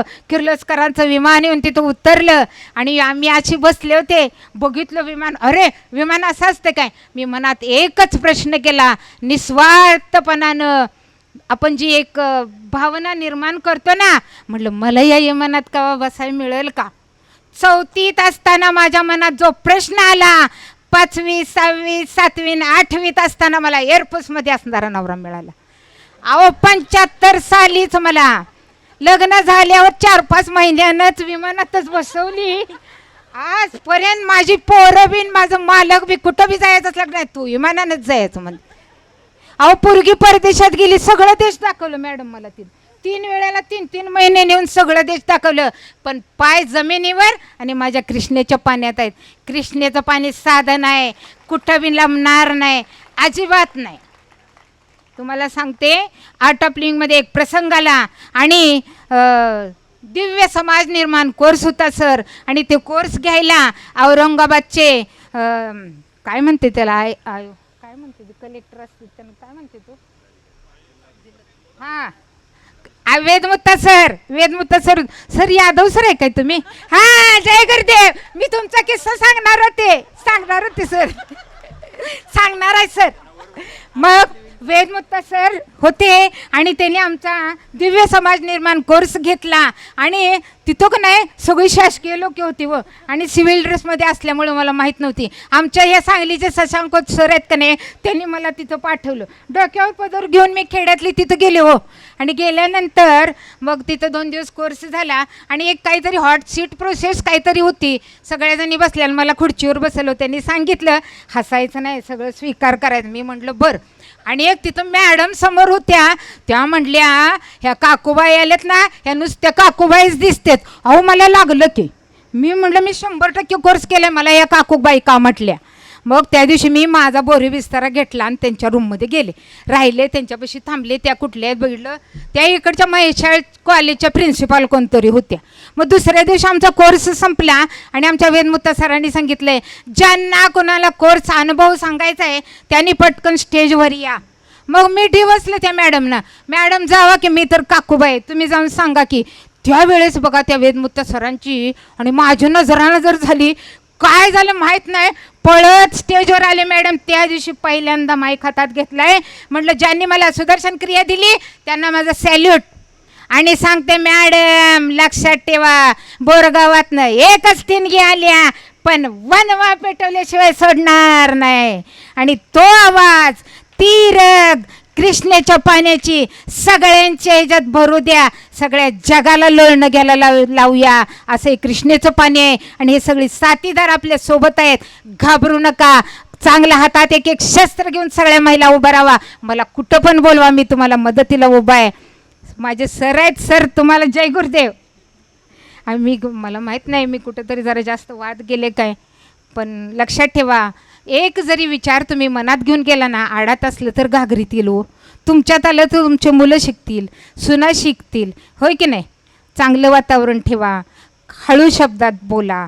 सुनाबाईंना जर काय बडबडायचं असेल तर मोरपिसांनी औषध लावा, हो की नाही. सगळ्यांच्या वातावरण चांगलं ठेवा. ह्या गोष्टी काय पैशाने कुठंही कराव्या लागत नाही. आणि जे तुम्हाला पैशाने विकत नको असेल ना, सर इथंच आहेत, सरांना या सगळ्यांचा कोर्स घ्यायला लावा आर्ट ऑफ लिव्हिंगचा.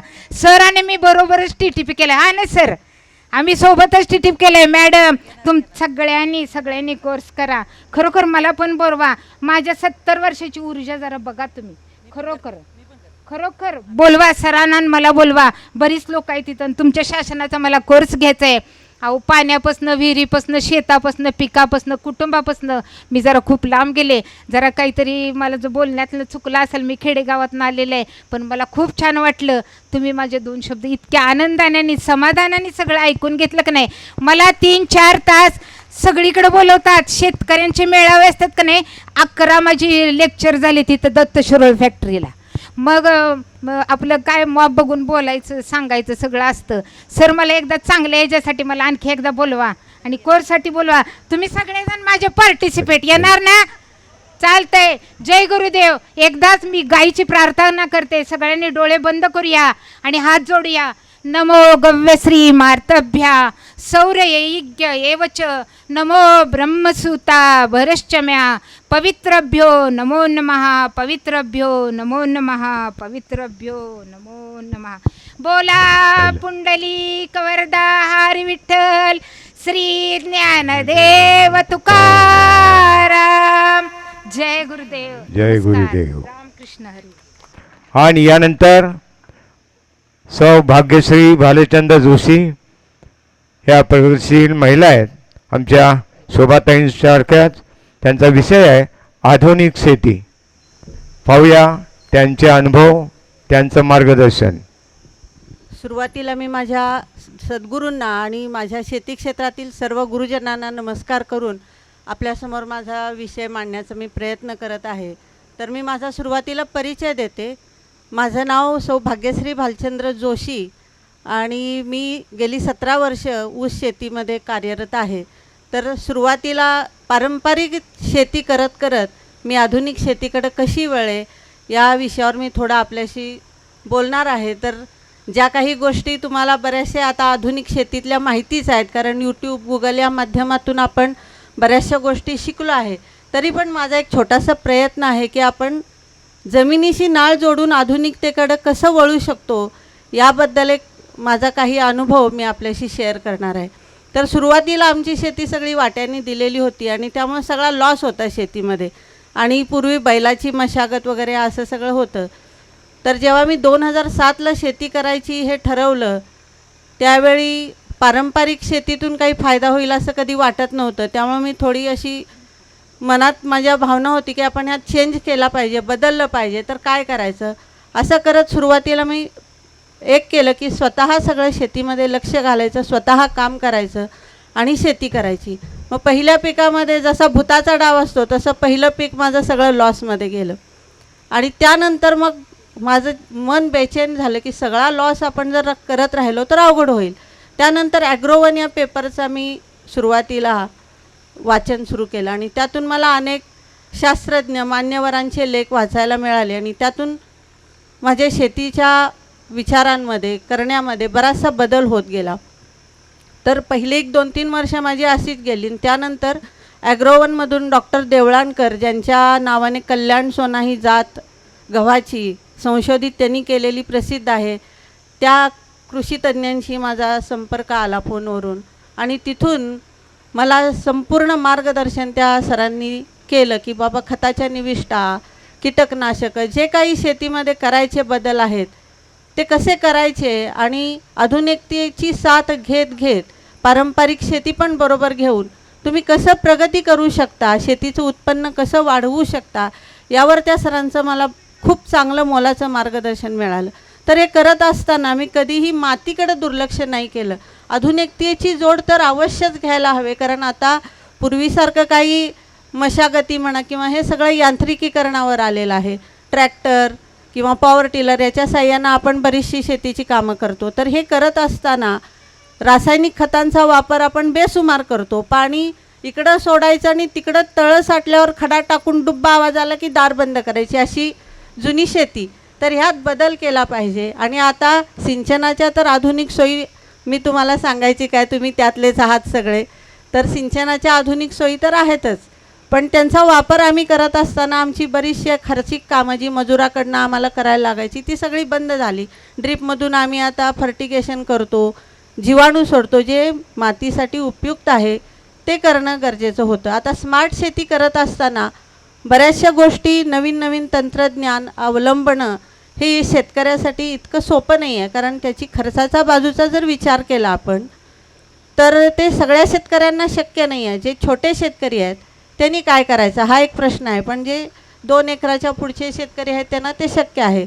तर पहिलं म्हणजे मी बऱ्याच व्याख्यानांना वगैरे ऐकायला गेले, हे माझं पहिलंच व्याख्यान आहे. जलसंधारण विभागानं मला ही संधी दिली आणि हे मी जर घरात थांबले असते तर मला शक्य झालं नसतं. मला ही संधी शेतीमुळेच मिळालेली आहे. त्यामुळं पहिला जलसंधारण विभागाचे मी आभार मानते, कारण आमच्या आष्टा ऑफिसचे सगळे सहकारी जे आहेत कर्मचारी त्यांचं पण मला खूप सहकार्य लाभतं, वेळोवेळी त्यांची मदत असतेच आहे. तर ह्या माझ्या पहिल्या व्याख्यानात माझ्याकडून काही कमी जास्त झालं तर आधीच मी सुरुवातीला तुमची माफी मागते की समजून घ्या थोडं मला. तर नैसर्गिक शेती आणि पारंपरिक शेती ह्या दोन्ही एकाच नाण्याच्या दोन बाजू आहेत आणि आधुनिक शेती हा एक वेगळा भाग आहे. तर आपण आधुनिक शेतीमध्ये आता सेन्सर आले, परत ड्रोन आले, GPS आले, AI सिस्टीम आली, ह्या सगळ्याचा वापर करून आपण पिकाच्या मुळाशी त्याच्या प्रत्येक फांदीशी आपण जोडले जातो आहे. तर हे करताना आपण मातीचा विचार करणं जास्त गरजेचं आहे, कारण AI सिस्टीममुळे आपल्याला त्या पिकाला कुठलं मूलद्रव्य कमी आहे, ओलावा किती आहे, त्याला कुठला रोग येऊ घातला आहे, ह्या सगळ्या गोष्टी समजत असतात. आणि त्यामुळे आपण काय करतो आहे की रासायनिक गोष्टींचा वापर जास्त करतो, कीटकनाशकं वापरू, खतं वापरू. पण हे करताना आपण मातीचा विचार करतो आहे का? शेवटी आपली काळी आई जी माती आहे ती जर सुपीक राहिली, सुजलाम सुफलाम राहिली, तरच आपण भविष्यात जे आपल्या पुढच्या पिढीकडं आपण प्रदान करणारी जमीन आहे ती सुपीक राहिली पाहिजे, याची काळजी मी नेहमीच घेत आले. आणि काही व्याख्यानांमधून मला बरीचशी माहिती मिळाली. तर एका व्याख्यानामध्ये मला असं एक वाक्य मी आयुष्यात लक्षात ठेवलं की शेतीमध्ये राईट टाईम राईट ऑपरेशन हे खूप महत्त्वाचं आहे. कुठल्याही आपल्या आयुष्यातल्या कुठल्याही गोष्टीकडं आपण राईट टाईम राईट ऑपरेशन केलं तर आपण कधीच चुकत नाही किंवा हरतही नाही. तसं शेतीमध्ये पण राईट टाईम राईट ऑपरेशन हे वाक्य मी कायमचं पाळलेलं आहे. आता शेती समृद्ध करताना जमीन पण समृद्ध केली पाहिजे. आधुनिक शेतीच्या माध्यमातून आपण जेव्हा या सगळ्या निविष्ठा वापरतो त्यावेळी आपली शेती क्षारपड व्हायला लागले. जसं मॅडमनी मगाशी सांगितलं की तुम्ही त्या क्षारपड जमिनींचा पण अभ्यास केला. तर आता आमच्या आष्टा परिसरामध्ये बरीचशी जमीन आहे, काही पूर्ण क्षारपड झाली आहे, तर काही जमीन होऊ घातली आहे. तर त्या ठिकाणी आधुनिक तंत्रज्ञानाच्या मदतीनं आता त्यांनी हे केलेलं आहे सच्छिद्रीकरण पाईपांचं, आणि त्या माध्यमातून 2-3 वर्षामध्ये त्या शेती सगळ्या सुपीक व्हायला लागल्यात, पूर्वपदावर यायला लागल्यात आणि शेतकऱ्यांना पण त्यातून उत्पादन मिळत आहे. तर हा एक आधुनिक शेतीचा फायदा. तर त्याचबरोबर जमीन सुपीक ठेवण्यासाठी आपण कंपोस्ट, शेणखत ह्या सगळ्या नैसर्गिक गोष्टी पूर्वीपासून वापरत आलो. पण आता काय झालं, शेणखत मिळत नाही. 5,000 रुपयाला एक ट्रॉली मिळते, कधी घालणार शेतकरी? परवडत नाही. तर हे सगळं आपल्याला जर शक्य नसेल तर आपण पाला आहे ऊसाचा, जो मशीननी तोडणी होऊ दे किंवा पेटवण्यापेक्षा तो जर आपण जमिनीतलाच भाग आपण जमिनीला जर दिला तर ती आपल्याला त्याचा मोबदला देईल. कारण ऊसाच्या प्रत्येक पानामध्ये आपण घातलेल्या गोष्टी असतातच, तर त्या तिलाच परत द्यायच्या आहेत.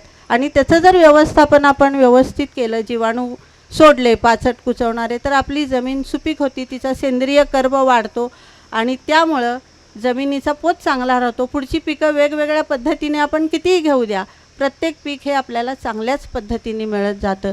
त्याबरोबर आपल्याला NPK उपलब्ध करून देणारे जीवाणू आहेत ते शेतीमध्ये सोडणं गरजेचं आहे. हे सगळं करत असताना आपल्याला मातीशी प्रामाणिक राहणं गरजेचं आहे. माती ही आपली आई आहे आणि ती जगली तरच आपण जगणार आहे. मग शेतीत बेसुमार वापरायची खतं, पाणी वापरायचं कसंही, त्याचा विचार करायचा नाही. मग लॉस येतो आपल्याला, आणि लॉस आला की मग शासनाच्या नावाने आपण ओरडायचं की शासनानं आम्हाला हे दिलं पाहिजे, नुकसान भरपाई दिली पाहिजे. पण आपण लक्ष देत नाही आहे, हा आपला भाग कधी आपण विचारात घेत नाही. तर या सगळ्या गोष्टींचा विचार आपण करून आपल्या शेतीमध्ये स्मार्ट फार्मिंग तर केलंच पाहिजे, कल्टिवेशन केलं पाहिजे, सगळ्या गोष्टी पिकवल्या पाहिजेत. यांत्रिकीकरणाचा वापर तर नक्कीच केला पाहिजे. आता हार्वेस्टिंग पण आलेलं आहे, ते पण सगळं यांत्रिकीकरणावर आहे. या माध्यमातून आपला खर्च, वेळ आणि श्रम या तिन्ही गोष्टींची बचत होते आहे. तर हे सगळं करत असताना माती सुपीक ठेवणं हे फार महत्त्वाची गोष्ट आहे याच्यामध्ये. तर काही गोष्टी अशा आहेत की ह्या शेतीमध्ये किचकट गोष्टी आहेत, त्या फारशा म्हणजे आता तुम्ही कोण शेतामध्ये जात आहे त्यांना त्या लक्षात येतील. ज्यांना कुणाला काही शेतीबद्दल माहितीच नाही आहे तर त्या थोड्या कंटाळवाणं वाटेल तुम्हाला. तर शेती कशी करायची, तर आपण आपल्या लहान मुलाला जसं सांभाळतो, जसं आईचं पूर्ण लक्ष आपल्या मुलावर असतं, ती त्याला घडवते जडवते, तसंच शेती करताना आपलं आपल्या मातीवरती, शेतीवरती पूर्ण लक्ष असलं पाहिजे. आपल्या शेताचं संगोपन आपण आपल्या बाळासारखं केलं पाहिजे, तरच आपल्याला शेतीपासून उत्पादन मिळतं. आणि उत्पादन न मिळाल्यामुळे शेतकरी नैराश्य घेऊन मग आपल्या जीवाचं बरं वाईट करून घेतात. तर हे टाळण्यासाठी शेती करत असताना लक्ष दिलं पाहिजे. वेळच्या वेळी सगळ्या गोष्टी करून आपण त्याच्यामध्ये भरघोस उत्पन्न मिळवणं पाहिजे. तर आता AI तंत्रज्ञानाच्या माध्यमातून बऱ्याचशा गोष्टी आपल्याला शक्य झाल्या आहेत की बाबा कीड येणार आहे, तर त्यापूर्वी आपण आजार बरा करण्यापेक्षा आजार न होईल यासाठी आपण प्रयत्न केला तर आपल्याला कमी त्रासामध्ये उपयोग होतो. तर त्या पद्धतीनंच सगळं आपण जसं एक मूल घडवतो तशीच आपल्याला ही शेतीसुद्धा घडवायची आहे. तर हे सगळं करत असताना अनेक अडचणींना सामोरं जावं लागतं शेतकऱ्याला. पण शेतकरी काही असा डगमगणारा माणूस नाही आहे किंवा घाबरणारा नाही. शेतकरी हा लढवय्या योद्धा आहे. तो सतत निसर्गाशी पण तोंड देतो, समाजातल्या इतर समाजकंटक पण त्याला त्रास देत असतात, त्याच्याशी पण तो तोंड देत असतो आणि हे करत करत तो शेती करत असतो. तर समाजामध्ये प्रत्येकाशी माणुसकीनं वागलं पाहिजे. शेजाऱ्याला त्रास देणे ह्या सगळ्या गोष्टी दुर्लक्षित करून आपण प्रत्येकानं गट पद्धतीनं जर शेती केली तर ती आज या आधुनिक तंत्रज्ञानामध्ये उपयोगाची आहे. तसंच शेतीमध्ये पीक फेरपालट केला पाहिजे, आंतरपिकं घेतली पाहिजेत, जेणेकरून उत्पादन वाढवणं हा या आधुनिक शेतीचा महत्त्वाचा मुद्दा आहे. तर हे सगळं तर आहेच आहे, पण या सगळ्या गोष्टी करताना एक बैल जोडी आता आपल्या मुलांनासुद्धा माहिती नाही बैल कसा असतो, कारण बैलच बघायला मिळत नाहीत. आता बैल फक्त शर्यतीला जातात, शेतात मशागतीला बैल कुठे येतच नाहीत.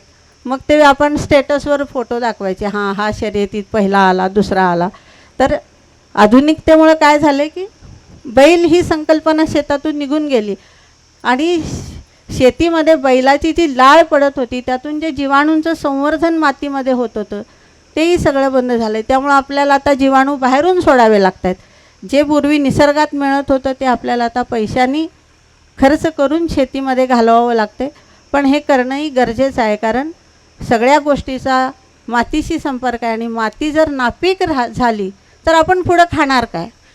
आज आपण ठीक आहे आपली पिढी यातून बाहेर पडेल, पुढच्या पिढ्यांनी करायचं काय. शेती जर नापीक झाली तर अन्न धान्य मिळवण्यासाठी काय करावं लागेल. ते काय कारखान्यामध्ये पिकून आपण खात नाही किंवा जेवताना आपण ज्या आधुनिक साधनांचा वापर करतो आहे ते पण आपण खात नाही. आपल्याला खाण्यासाठी 2 वेळेला अन्नाचीच गरज असते आणि ही अन्नाची गरज भागवण्यासाठी भारतापुढं अन्नधान्याच्या समस्या इतक्या आहेत की आपल्या लोकसंख्येच्या मानाने आपल्याला अन्नधान्याची खूप कमतरता आहे. तर ती वाढवण्यासाठी आपल्याला आता आधुनिक शेतीचा वापर केला पाहिजे. त्या तंत्रज्ञानाच्या वापरातून आपण अधिकाधिक उत्पादन तर घ्यायलाच पाहिजे, त्याला काही पर्याय नाही आहे. आणि उत्पादन वाढलं तर शेत आपलं चांगलं पिकलं तर शेतकरी समृद्ध होईल, त्यांच्या पिढ्या समृद्ध होतील. आज शेतकऱ्यांच्या मुलांची लग्न होत नाही आहेत का, तर शेतीतून फायदा नाही हे सगळ्यांना माहिती झालं की बाबा काय 25 एकर शेती आहे पण उत्पादन निघत नाही आहे, मग ह्यांच्या घरात आपण मुलगी कशी द्यायची. तर हा विचार बदलणं ही काळाची गरज आहे आणि तरुण पिढीसुद्धा आता शेतीमध्ये चांगल्या पद्धतीनं काम करते आहे. उत्पादन खर्च कमी करून उत्पन्न कसं वाढवायचं याकडे तरुण पिढीचं सुद्धा फार लक्ष आहे. तर हा जुना जो विचार आहे की शेतकऱ्याला काही म्हणजे उत्पादन नाही आहे बाबा आपली मुलगी त्यांच्यात कशी जगेल, असं आता काही राहिलेलं नाही आहे. कारण जर आपण लक्ष देऊन केलं शेती तर कुठलंही पीक असू दे, डाळिंब बाग, केळी बाग, ऊस शेती, फळबागा, ह्या सगळ्यामध्ये लक्ष दिलं तर खूपच चांगल्या पद्धतीनं आपल्याला उत्पादन मिळू शकते. तर हे सगळं करताना मी आता सुरुवातीला 60 टनावर होते. 60 टनावरनं प्रयत्नपूर्वक मी 110 टनापर्यंत मजल मारली. गेली 12 वर्ष मी फक्त ऊस शेतीमध्ये जास्त लक्ष घातलं, हळद वगैरे केली, पण त्याचा जो व्याप विचार केला तर माझ्यासारख्याला ते एकटीला शक्य नसल्यामुळे मी फक्त एक ऊस शेती केली. तर 110 टनाच्या पुढं आहे मी आणि आता 12 वर्षात मी कधीच मागं वळून बघितलं नाही. माझ्या शेतीचा लॉस मी कधीच भरून काढला. आणि आज मी ज्या लोक शेती विकायला मला जे सांगत होते तेच लोक आज मला सलाम करतात की तुम्ही बाई असूनसुद्धा हे सगळं करू शकला. फक्त त्याच्यासाठी जिद्द महत्त्वाची होती माझी. आणि मी कुठलंही काम करत असताना नेहमी ध्येय पुढं ठेवून काम केलं, जिद्दीनं काम केलं. म्हणून म्हणजे मला त्या आत्महत्या करणाऱ्या शेतकऱ्यांना एक सांगायचं की तुम्ही जिद्द ठेवा, जिद्दीनं सगळं शक्य आहे. डोकं जर आपण शांत ठेवून काम केलं तर 1 नाही 2 नाही 3ऱ्या वर्षी तरी आपल्याला काळी आई आपल्याला नक्कीच साथ देणार, त्यात काहीच वाद नाही. आणि असं आत्महत्या वगैरे केल्यानं काही प्रश्न सुटले नाही आहेत, उलट प्रश्न त्यांचे वाढले. तर हे होऊ नये यासाठी जिद्द आणि ध्येयाकडे वाटचाल करताना शांत चित्तानं काळजीपूर्वक आणि नियोजनपूर्वक जर काम करत गेलो तर पारंपरिक शेतीबरोबर आधुनिक शेतीची तडजोड कशी करायची या गोष्टींचा विचार करत करत आपण पुढे जाऊ शकतो, प्रगती करू शकतो. आता लोकांना काय मजूर मिळत नाहीत म्हणून तणनाशक वापरा. तणनाशक वापरलं की शेतीत आपण घालायचे जीवाणू आणि दुसऱ्या दिवशी तणनाशक मारायचं, जीवाणू गेले, मग त्या दोन्ही पण गोष्टी आपल्या वाया गेल्या आणि जमीन खराब होती. तर तणनाशक कसं वापरावं शेतकऱ्यानं, तर जसं जेवणामध्ये मीठ घालतो आपण, मीठ किती घालतो, चवीप्रमाणे तेवढाच वापर तणनाशकांचा केला पाहिजे असं मला वाटतं. आता ह्या त्यांनी त्यांच्या नैसर्गिक शेतीची बरीच उदाहरणं दिली. तर नैसर्गिक शेती आणि आधुनिक शेती ह्यांचा ताळमेळसुद्धा आज घालणं गरजेचं आहे, कारण सगळंच काय आधुनिकतेवर होतं आहे का, नाही. तर शेतीला पोषण मूल्यांची गरज आहे, गोमूत्राची गरज आहे, गाईच्या शेणाची गरज आहे. आता स्लरी केली जाते गाईच्या शेणापासून, गोमूत्र, डाळीचं पीठ, हे जे करून आम्ही जीवामृत शेताला घालतो ते खरोखर अमृता समान काम करतं शेतामध्ये. आणि पिकाचा पोत, पिकाची वाढ, ह्या सगळ्या गोष्टींमध्ये वाढ करत असते. आता ह्या सगळ्या गोष्टी बऱ्याच आहेत आधुनिकमध्ये, स्प्रिंकलर, ठिबक सिंचन, ह्या सगळ्या गोष्टी आज बहुतेक सगळीकडे वापरत आहेत. आता नवीन AI तंत्रज्ञान आलं, त्याच्यामार्फत आपण मोठ्या प्रमाणावर ज्या फळबागा वगैरे केल्या जातात तिथं हे तंत्रज्ञान वापरणं शक्य आहे. कारण तेवढ्या मोठ्या क्षेत्रावरती लक्ष ठेवायचं असेल तर कॉम्प्युटरायझेशन करून, ॲटोमायझेशन करून ते प्रत्येक रोपाची काळजी त्या पद्धतीनं घेतली जाते. तर हे सगळं करताना मला एक गोष्ट लक्षात आली की आधुनिकतेच्या नावाखाली आपण कुठंतरी पारंपरिक शेतीला मागं टाकतोय, हात सोडून बाजूला जातोय. तर जुनं ते सोनंच आहे कधी पण, त्याला आपण टाळू शकत नाही. कारण पूर्वीच्या लोकांना माहिती होतं की आता समजा ज्वारी केली तर त्याच्यावरती मावा पडतो, तर ते काय करायचे, करडईची एक ओळ लावायचे, 6-7 ओळींनंतर. आता मावा पडतो कारण आपण करडई लावत नाही. आता त्याचं कारण पूर्वीचे लोकही शास्त्रज्ञ होते, शेतकरी हा एक शास्त्रज्ञच आहे. तर त्या पिवळ्या फुलांकडं मावा हा रोग जर आकर्षित झाला तर तुमची ज्वारी काळी पडेल का, नाही पडणार. हे शास्त्र विसरलं. आता आम्ही काय करतोय, ते पिवळे कार्ड वगैरे शेतामध्ये आणून लावतोय की त्याच्याकडे किडे आकर्षित होतात, पण तंत्रज्ञान तेच आहे. फक्त शास्त्रज्ञांनी शोधून काढलं की ते काळे किडे चिकटण्यासाठी तुम्हाला ते ट्रायकोकार्ड दिले जातात आणि ते चिकटवा तुम्ही आणि तुमची किडीवरती नियंत्रण आणा. पण आम्ही नैसर्गिक शेतीतनं काय करतो की बाबा पिवळी एक फुलांची ओळ लावली, झेंडूची ओळ लावली, तर मावा कीड त्याच्याकडे आकर्षित झाली, आपल्याला फुलंही मिळाली आणि कीड पण नियंत्रण झाली. ह्या गोष्टी आधुनिकतेत पण लक्षात घेतल्या पाहिजेत की बाबा जुनं हे काय सगळंच टाकाऊ नाही आहे.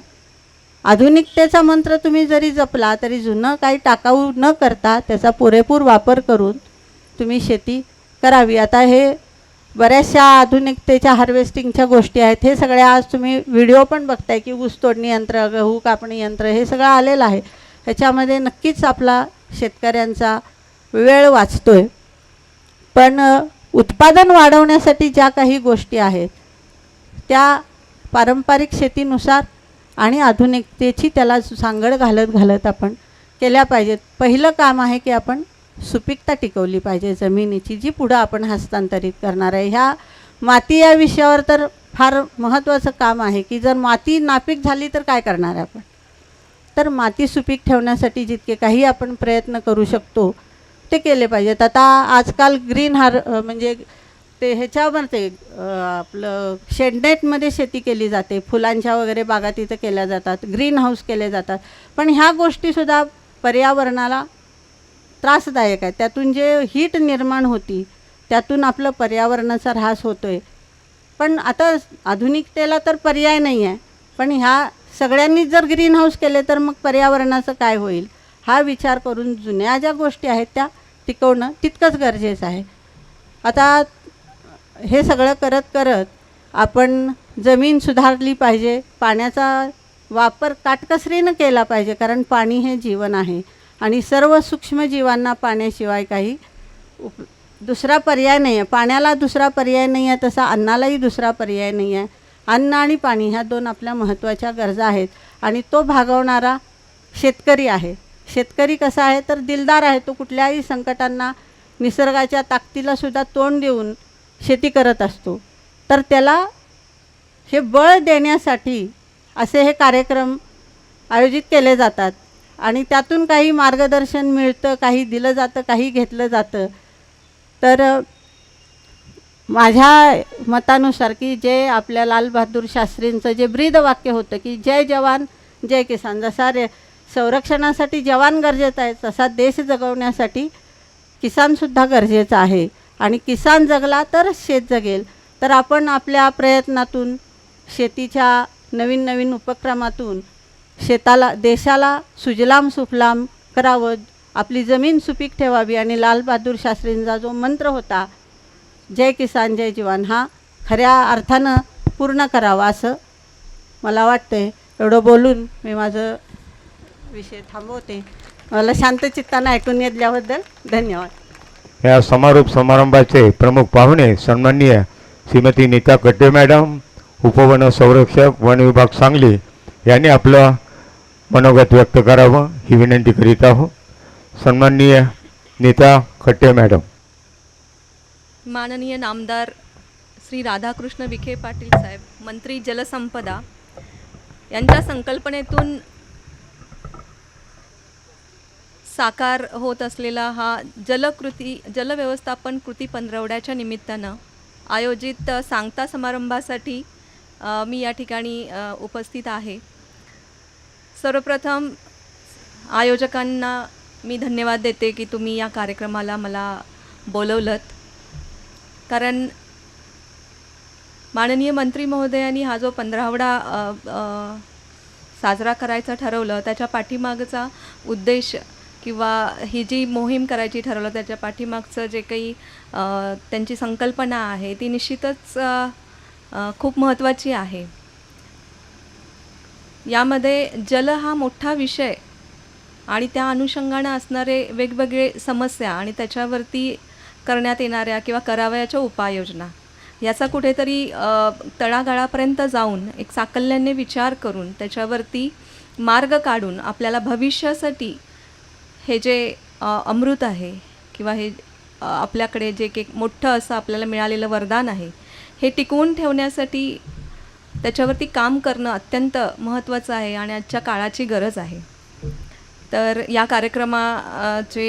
कार्यक्रमासाठी उपस्थित असणारे श्री पाटोळे साहेब आहेत, त्याचबरोबर सर्व त्यांचे सहकारी देवकर मॅडम आहेत, आपण या ठिकाणी उपस्थित असणारे सर्व शासकीय निमशासकीय कार्यालयातील अधिकारी पदाधिकारी आहेत, त्याचबरोबर मला वाटतं या ठिकाणी वारणालीमधले असणारे सर्व संबंधित अधिकारी कर्मचाऱ्यांचे कुटुंबीय. तर हा कार्यक्रम खूप चांगल्या पद्धतीनं आयोजित केलेला आहे आणि सगळ्यात महत्त्वाचं म्हणजे या ठिकाणी जी 2 व्याख्यानं झालेली आहेत आणि ज्या 2 व्याख्याते आपल्याला लाभलेले होते, एकदा त्यांच्यासाठी मोठ्यानं टाळ्या व्हायला पाहिजेत. म्हणजे विषय पण निवडताना इतके सुंदर निवडलेले आहेत संयोजकांनी. शेती संदर्भातले हे दोन्ही विषय आहेत आणि सगळ्यात महत्त्वाचं म्हणजे व्याख्याते पण इतक्या ताकदीचे आहेत की त्यांचं भाषण ऐकताना असं वाटलं की नेहमीच आपण आपल्या शासकीय कामकाजामध्ये आम्ही लोक तरी एवढे गुंगून गेलेलो असतो की एक टार्गेट ओरिएंटेड चाललेलं असतं आमचं. दररोज उठायचं, काहीतरी टार्गेट ठेवलेलं असतं, त्याच्या पाठीमागे पळायचं. हा जो काही एक वेगळा विचार आहे तो एक वेगळा विचार ऐकण्याचं खरंच मला एक चांगली संधी या ठिकाणी मिळाली, त्याबद्दल पण मी धन्यवाद देते. शोभा काकी असतील किंवा भाग्यश्री काकी असतील, त्यांच्या वयाकडं बघितलं तर एक वेगळंच हे दिसतं नाही का, की आज 70पर्यंत त्या दोघी आहेत आणि इतकी ऊर्जा, अक्षरशः म्हणजे असं वाटलं की आपण त्या एजपर्यंत पोचेपर्यंत अशी आम्हाला ऊर्जा राहिली पाहिजे. पहिला मनात विचार तो आला आणि त्यानंतर त्यांनी जे काही सांगितलं आणि नुसतंच असं नाही सांगितलं शेतीबद्दल, म्हणजे शोभाताईंनी काकींनी तर असं सांगितलं की आपलं जीवन कसं पाहिजे, आपण आपल्या भविष्यातल्या पिढीसाठी कशा पद्धतीनं राहिलं पाहिजे, वागलं पाहिजे, आपली कृती कशी असली पाहिजे, आपलं आचरण ते लोक करणार आहेत. आणि इतकी ऊर्जा त्या घेऊन, म्हणजे काय काय त्या बोलल्यात की त्यांनी आर्ट ऑफ लिव्हिंग करतायत, त्या इतके देश फिरलेले आहेत. आणि हे नुसतं त्यांनी त्यांच्यापुरतं राहिलेलं नाही, म्हणजे हे एक लक्षात येण्यासारखी गोष्ट आहे की महिला म्हणून त्यांनी हे सगळं आत्मसात करत गेल्या, स्वतःमध्ये कॉन्फिडन्स निर्माण करत गेल्या. आणि त्या कॉन्फिडन्समधून त्यांनी त्यांची मुलं कशी घडवलीत, म्हणजे स्वतःची मुलं घडवणं आपलं ध्येय काय असतं, आपल्याला काय असतं, म्हणजे सगळ्यात शेवट आपण एक असं म्हणत असतो की माझं आयुष्य सुखी पाहिजे, माझं आयुष्य समाधानी पाहिजे. सुख हे कधीही, म्हणजे माहीत नाही, प्रत्येकाची व्याख्या आणि हे दोन्ही गोष्टीची वेगवेगळी आहेत. पण समाधानी होण्यासाठी काय काय करायला पाहिजे हे कुठेतरी या दोघींच्या किंवा शोभा काकींच्या भाषणातून खरंच कळून गेलं. आजही आपण म्हणजे कशा पद्धतीनं आपले सगळे रिसोर्सेस वापरत आहोत. आपल्याला या निसर्गानं वेगवेगळ्या प्रकारचे रिसोर्सेस दिलेले आहेत, नैसर्गिक संसाधनं आपण ज्याला म्हणतो. त्याच्यामध्ये पाणी आहे, त्याच्यामध्ये जमीन आहे, त्याच्यामध्ये वारा आहे, हवा आहे. हे सगळं कुठेतरी आपण एक छोटासा भाग आहोत या सर्वांचा. आणि असं आपण वागत आहोत की हे सगळं माझं आहे, हे मला आपण ओरबडतो आहे, लिटरली ओरबडतो आहे त्याच्यामध्ये. आणि त्याचे दुष्परिणाम आपण आज भोगतो आहे. आणि आज मला कुठेतरी भीती वाटते की आज आपली जी काही लहान मुलं आहेत त्यांना भविष्य आपण काय देणार आहोत. खरंच म्हणजे ते लोक आपल्यामुळं सफर होणार आहेत. त्यामुळं आपली पावलं जी आजची आहेत ती इतकी सावधानतेनं पडली पाहिजेत. आपल्या चुका ह्या त्यांच्या आयुष्याला मारक नाही व्हायला पाहिजेत. खरंच शांतपणे तुम्ही कुठंतरी बसून विचार करा की मी, म्हणजे जे कोणी आज 40-50मध्ये असणारे आपण लोक किंवा अगदी 25-30मध्ये असणारे लोक जेव्हा आपण बघतो आणि आपली जेव्हा आजची म्हणजे अगदी लहान मुलांची पिढी 10 वर्षापर्यंतची बघतो, अजून त्यांना किती पुढे जायचं आहे. पण ते जाण्यासाठी क्वालिटी लाईफच नाही आहे त्यांच्यापुढे, असं कुठंतरी मनात विचार होऊन जातो. ना आपण त्यांना क्वालिटी एअर देत आहोत, ना आपण त्यांना क्वालिटी वॉटर देत आहोत. समजतं आहे क्वालिटी म्हणजे काय? आपण पूर्वी म्हणायचो ना स्वच्छ हवा, आज मिळत नाही आहे. स्वच्छ पाणी मिळणं म्हणजे हे झालेलं आहे. त्याचबरोबर स्वच्छ जमीन, मातीमध्ये पण आपण इतक्या प्रमाणात प्रदूषण करून टाकलेलं, सगळ्याच घटकांमध्ये आपल्या सर्व प्रकारच्या ह्या कामांमुळे असेल किंवा या वापरांमुळे असेल, सगळं काही आपण खराब करून टाकलेलं आहे. आणि हे ॲक्सेप्ट केलं पाहिजे. आता एवढंच आपल्या हातात आहे की हे झालेलं खराब जे आहे ते अजून नाही खराब केलं पाहिजे. आणि त्यासाठी आपल्या घरातून, आपल्या परिसरातून, आपल्या गावातून आपली जी काही मदत आहे किंवा आपले जे काही विचार आहेत आणि कृती आहे, त्या कृतीच्या माध्यमातून हे सगळं आपल्याला जपायचं आहे. कारण एक महिला अधिकारी आणि स्पेशली वनातली अधिकारी असल्यामुळे आम्हाला हा विचार निश्चित येत असतो की आपण झाडं तर लावत आहोत, ठीक आहे, पण ती झाडं लावताना पण प्रमाण कमी आहे, ते खूप वाढवलं पाहिजे. नुसतंच वन विभाग किंवा शासकीय विभाग काम करून चालणार नाही, तर यामध्ये सर्व जनतेचा, सर्व लोकांचा सहभाग खूप गरजेचा आहे. नुसतं म्हणणं, लेक्चर ऐकणं हा भाग वेगळा, पण ते कृतीत आणणं खूप गरजेचं आहे. जसं काकींनी सांगितलं मगाशी की एक झाड कुणी लावलं ते सांगा. तर आता आपली इथून पुढं एक नाही 10 झाडं आत्ता तुम्ही लावलीत तर ती किमान 10 झाडं आयुष्यामध्ये, मी म्हणते प्रत्येकानं, म्हणजे जर आपण आजची लोकसंख्या जर बघायला गेलो, त्या लोकसंख्येला गुणिले 10 गुणलं तरी बऱ्यापैकी कंडिशन सुधारण्यासारखी आहे भविष्यातली. हे कुठेतरी आपण मनाशी ठरवून काम केलं पाहिजे. त्याचबरोबर पाणी आपण वापर करतो, त्या पाण्याचा पुनर्वापर करणं आलं, त्या पाण्याचा कमी वापर करणं आलं, हे आता इम्प्लिमेंट म्हणजे त्याची अंमलबजावणी करण्याची वेळ आलेली आहे. कारण नुसतंच भाषण ऐकणं आणि नुसतंच कुठेतरी टी व्हीवरती बघतो आहे काहीतरी चाललं आहे, पंधरवड्या होत आहेत किंवा आपण कुठले तरी प्रोग्राम घेतो आहे स्वतःहून, तर तसं न करता हे कृतीमध्ये आणणं खूप खूप गरजेचं आहे. म्हणजे आपल्याला काय होतं माहीत आहे ना, बऱ्याच गोष्टी कळत आहेत पण वळत नाही आहे, तर ते वळवून घेण्यासाठीची आता गरज आहे. नाही तर आपण, ठीक आहे, मला काय म्हणायचं आहे की ऑन ॲन ॲव्हरेज माणसाचं आयुर्मान एक 70 वर्षापर्यंत पकडलं तर 70 वर्षामध्ये आज प्रत्येकानं विचार केला पाहिजे. सपोज माझं वय 40 वर्ष आहे, 30 वर्षच राहिलेली आहेत माझ्याकडे. त्या 30 वर्षामध्ये आपण आपला प्रगती करण्याबरोबरच आपल्या परिसराची आणि आपल्या निसर्गासाठी आपण काय देतोय हे पण करणं गरजेचं आहे. आणि खूप कमी कालावधी आहे, मी घाबरत नाही आहे, पण एक कुठेतरी एक सत्यता आपल्यासमोर ठेवण्याचा विचार करते मी. तर हे करत असताना एक गोष्ट खूप महत्त्वाची असते आणि ती म्हणजे मॅनेजमेंटची किंवा व्यवस्थापन करण्याची. मी आपल्याला एक उदाहरण देते की आपण व्यवस्थापन करतो, फायनान्शियल व्यवस्थापन आपण करतो, फायनान्शियल मॅनेजमेंट आपण सर्वजण करतो का? कारण आपल्याला माहीत आहे की आम्हाला आत्ता या आठवड्यापुरती माझी काय गरज आहे, या महिन्यासाठी माझी काय गरज, माझ्या काय काय गरजा आहेत, वर्षभरात, पुढच्या 5 वर्षात, पुढच्या 10 वर्षांमध्ये आपल्याला किती पैसा लागणार आहे, आपण किती खर्च कुठल्या कुठल्या गोष्टींवर करणार आहेत, कुठे ना कुठेतरी एक कॅल्क्युलेशन आपल्या मनात असतं.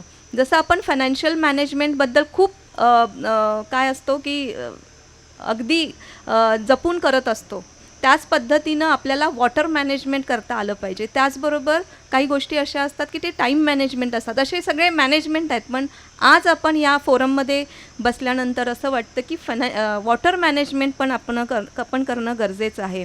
ह्याच्यामध्ये असं नाही आहे की शासनाचा एक विभाग आहे तो काम करतो आहे, चाललेला आहे, असं नाही आहे. तर घरातून आपण प्रत्येकानं जी काही जे काम करणार आहोत त्याचं खूप मोठा इफेक्ट किंवा इम्पॅक्ट या सगळ्या गोष्टींवर पडणार आहे. ह्या सगळ्या गोष्टीचा आज कुठेतरी खूप गांभीर्यानं विचार करण्याची गरज आहे. आणि ह्या जो 15 दिवसांमध्ये शासकीय विभाग म्हणून यांनी जे काही कामकाज केलेलं आहे, वेगवेगळे त्यांनी उपक्रम राबवलेले आहे, ते उपक्रम राबवताना वेगवेगळ्या लोकांच्यापर्यंत त्यांनी पोचण्याचा प्रयत्न केलेला आहे, आपलं जीवनमान सुकर करण्याचा प्रयत्न केलेला आहे. ते निश्चितच यापुढे देखील कंटिन्युएशन म्हणजे सातत्यपूर्ण राहणारच आहे. पण ह्यामध्ये आपला रोल म्हणजे एक वैयक्तिक आपण नागरिक म्हणून आपला रोल काय आहे हे पण सर्वांनी जाणून घेऊन त्याच्यावरती गांभीर्यानं काम करण्याची गरज आहे, एवढंच मला या ठिकाणी सांगायचं आहे. आणि हा जो 15वडा राबवण्यामध्ये पूर्ण डिपार्टमेंटच्या सर्व अधिकारी कर्मचाऱ्यांनी अत्यंत चांगलं काम केलं आहे. मगाशीच देवकर मॅडमनी त्याचा उहापोह केलेलाच आहे. तर त्या सर्व लोकांचं, अधिकारी कर्मचाऱ्यांचं मी अभिनंदनच करते. आणि इथून पुढे देखील आपल्या वेगवेगळ्या योजना असतील आणि सर्व लोकसहभाग घेऊन ह्याच्यामध्ये अत्यंत छानपणे पुढे आपल्याला वाटचाल करता येईल या शुभेच्छा देते आणि मी या ठिकाणी थांबते. धन्यवाद. धन्यवाद सन्माननीय नीता कट्टे मॅडम. आणि आजच्या कार्यक्रमाच्या प्रमुख पाहुण्या म्हणून आपण उपस्थित राहिल्याबद्दल माननीय इंजिनियर चंद्रशेखर पाटोळे, अधीक्षक अभियंता, सांगली पाटबंधारे मंडळ यांनी एक स्मृतिचिन्ह देऊन सन्माननीय नीता कट्टे मॅडम यांचा विशेष सन्मान करावा अशी विनंती करीत आहोत आपल्या सर्वांच्या वतीनं. आणि यानंतर अध्यक्षीय भाषण होईल. सर्वांना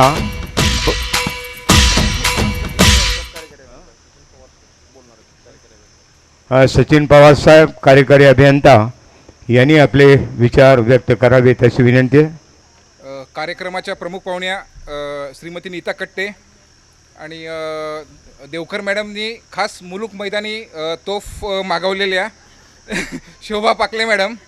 आणि एक होती मुलुक मैदानी तोफ म्हणजे नुसतं अशी आग आग आग आग ओकली आणि सगळ्यांना आपल्या म्हणजे विशेषतः लेडीजना एवढं त्यांनी मोटिवेट केले ना, एवढं म्हणजे चालना दिली आहे ना. आणि तशाच दुसऱ्या बाजूला एकदमच ऑपोजिट विचाराचं एकदम शीतल चांदण्यासारखे असणाऱ्या भाग्यश्री जोशी मॅडम. म्हणजे एकदम हा विरोधाभास नाही म्हणता येणार, पण दोन वेगवेगळी टोकं. आणि या दोघींनी इतकं उत्कृष्टपणे प्रबोधन केले ना, म्हणजे विशेषतः मला पाकले मॅडम किंवा पाकले वहिनींचं असं कौतुक करावं असं वाटतं की त्या वयाने खूप मोठे आहेत आपल्यापेक्षा. पण असं वाटलं की आम्ही कुठल्या तरी आमच्या जुन्या मावशीला किंवा आजीलाच ऐकतो असं. आणि अखंड अजून 1-2 तास बोलले तरी चालले असतं. आता कार्यक्रमाची आता 1-2-2.5 तास झालेले आहे, सगळे कंटाळलेले असतील. याचं नियोजन जे केलेलं आहे ना, तर त्याच्यासाठी मी म्हणजे देवकर मॅडमनी जे नियोजन केले तर त्याच्यासाठी मी इथं उभा आहे ॲक्च्युली. त्यांनी सर्वप्रथम आमच्या प्रत्येक एक्झिक्युटिव्हला म्हणजे एक्झिक्युटिव्ह नुसते आपले सह्याधारक असतात, सगळे काम खालचे deputy engineers, junior engineers, clerical लोक, शिपाई लोक, CRT लेबर्स करत असतात. तर त्यांनी ते कामाला मोमेंटो दिलेला आहे, चांगलं काम केलं म्हणून. तो ॲक्च्युली माझ्या विभागातर्फे मी त्यांना आभार प्रदर्शित करतो की मॅडम आमच्या विभागाला याच्यामुळे चालना मिळालेली आहे.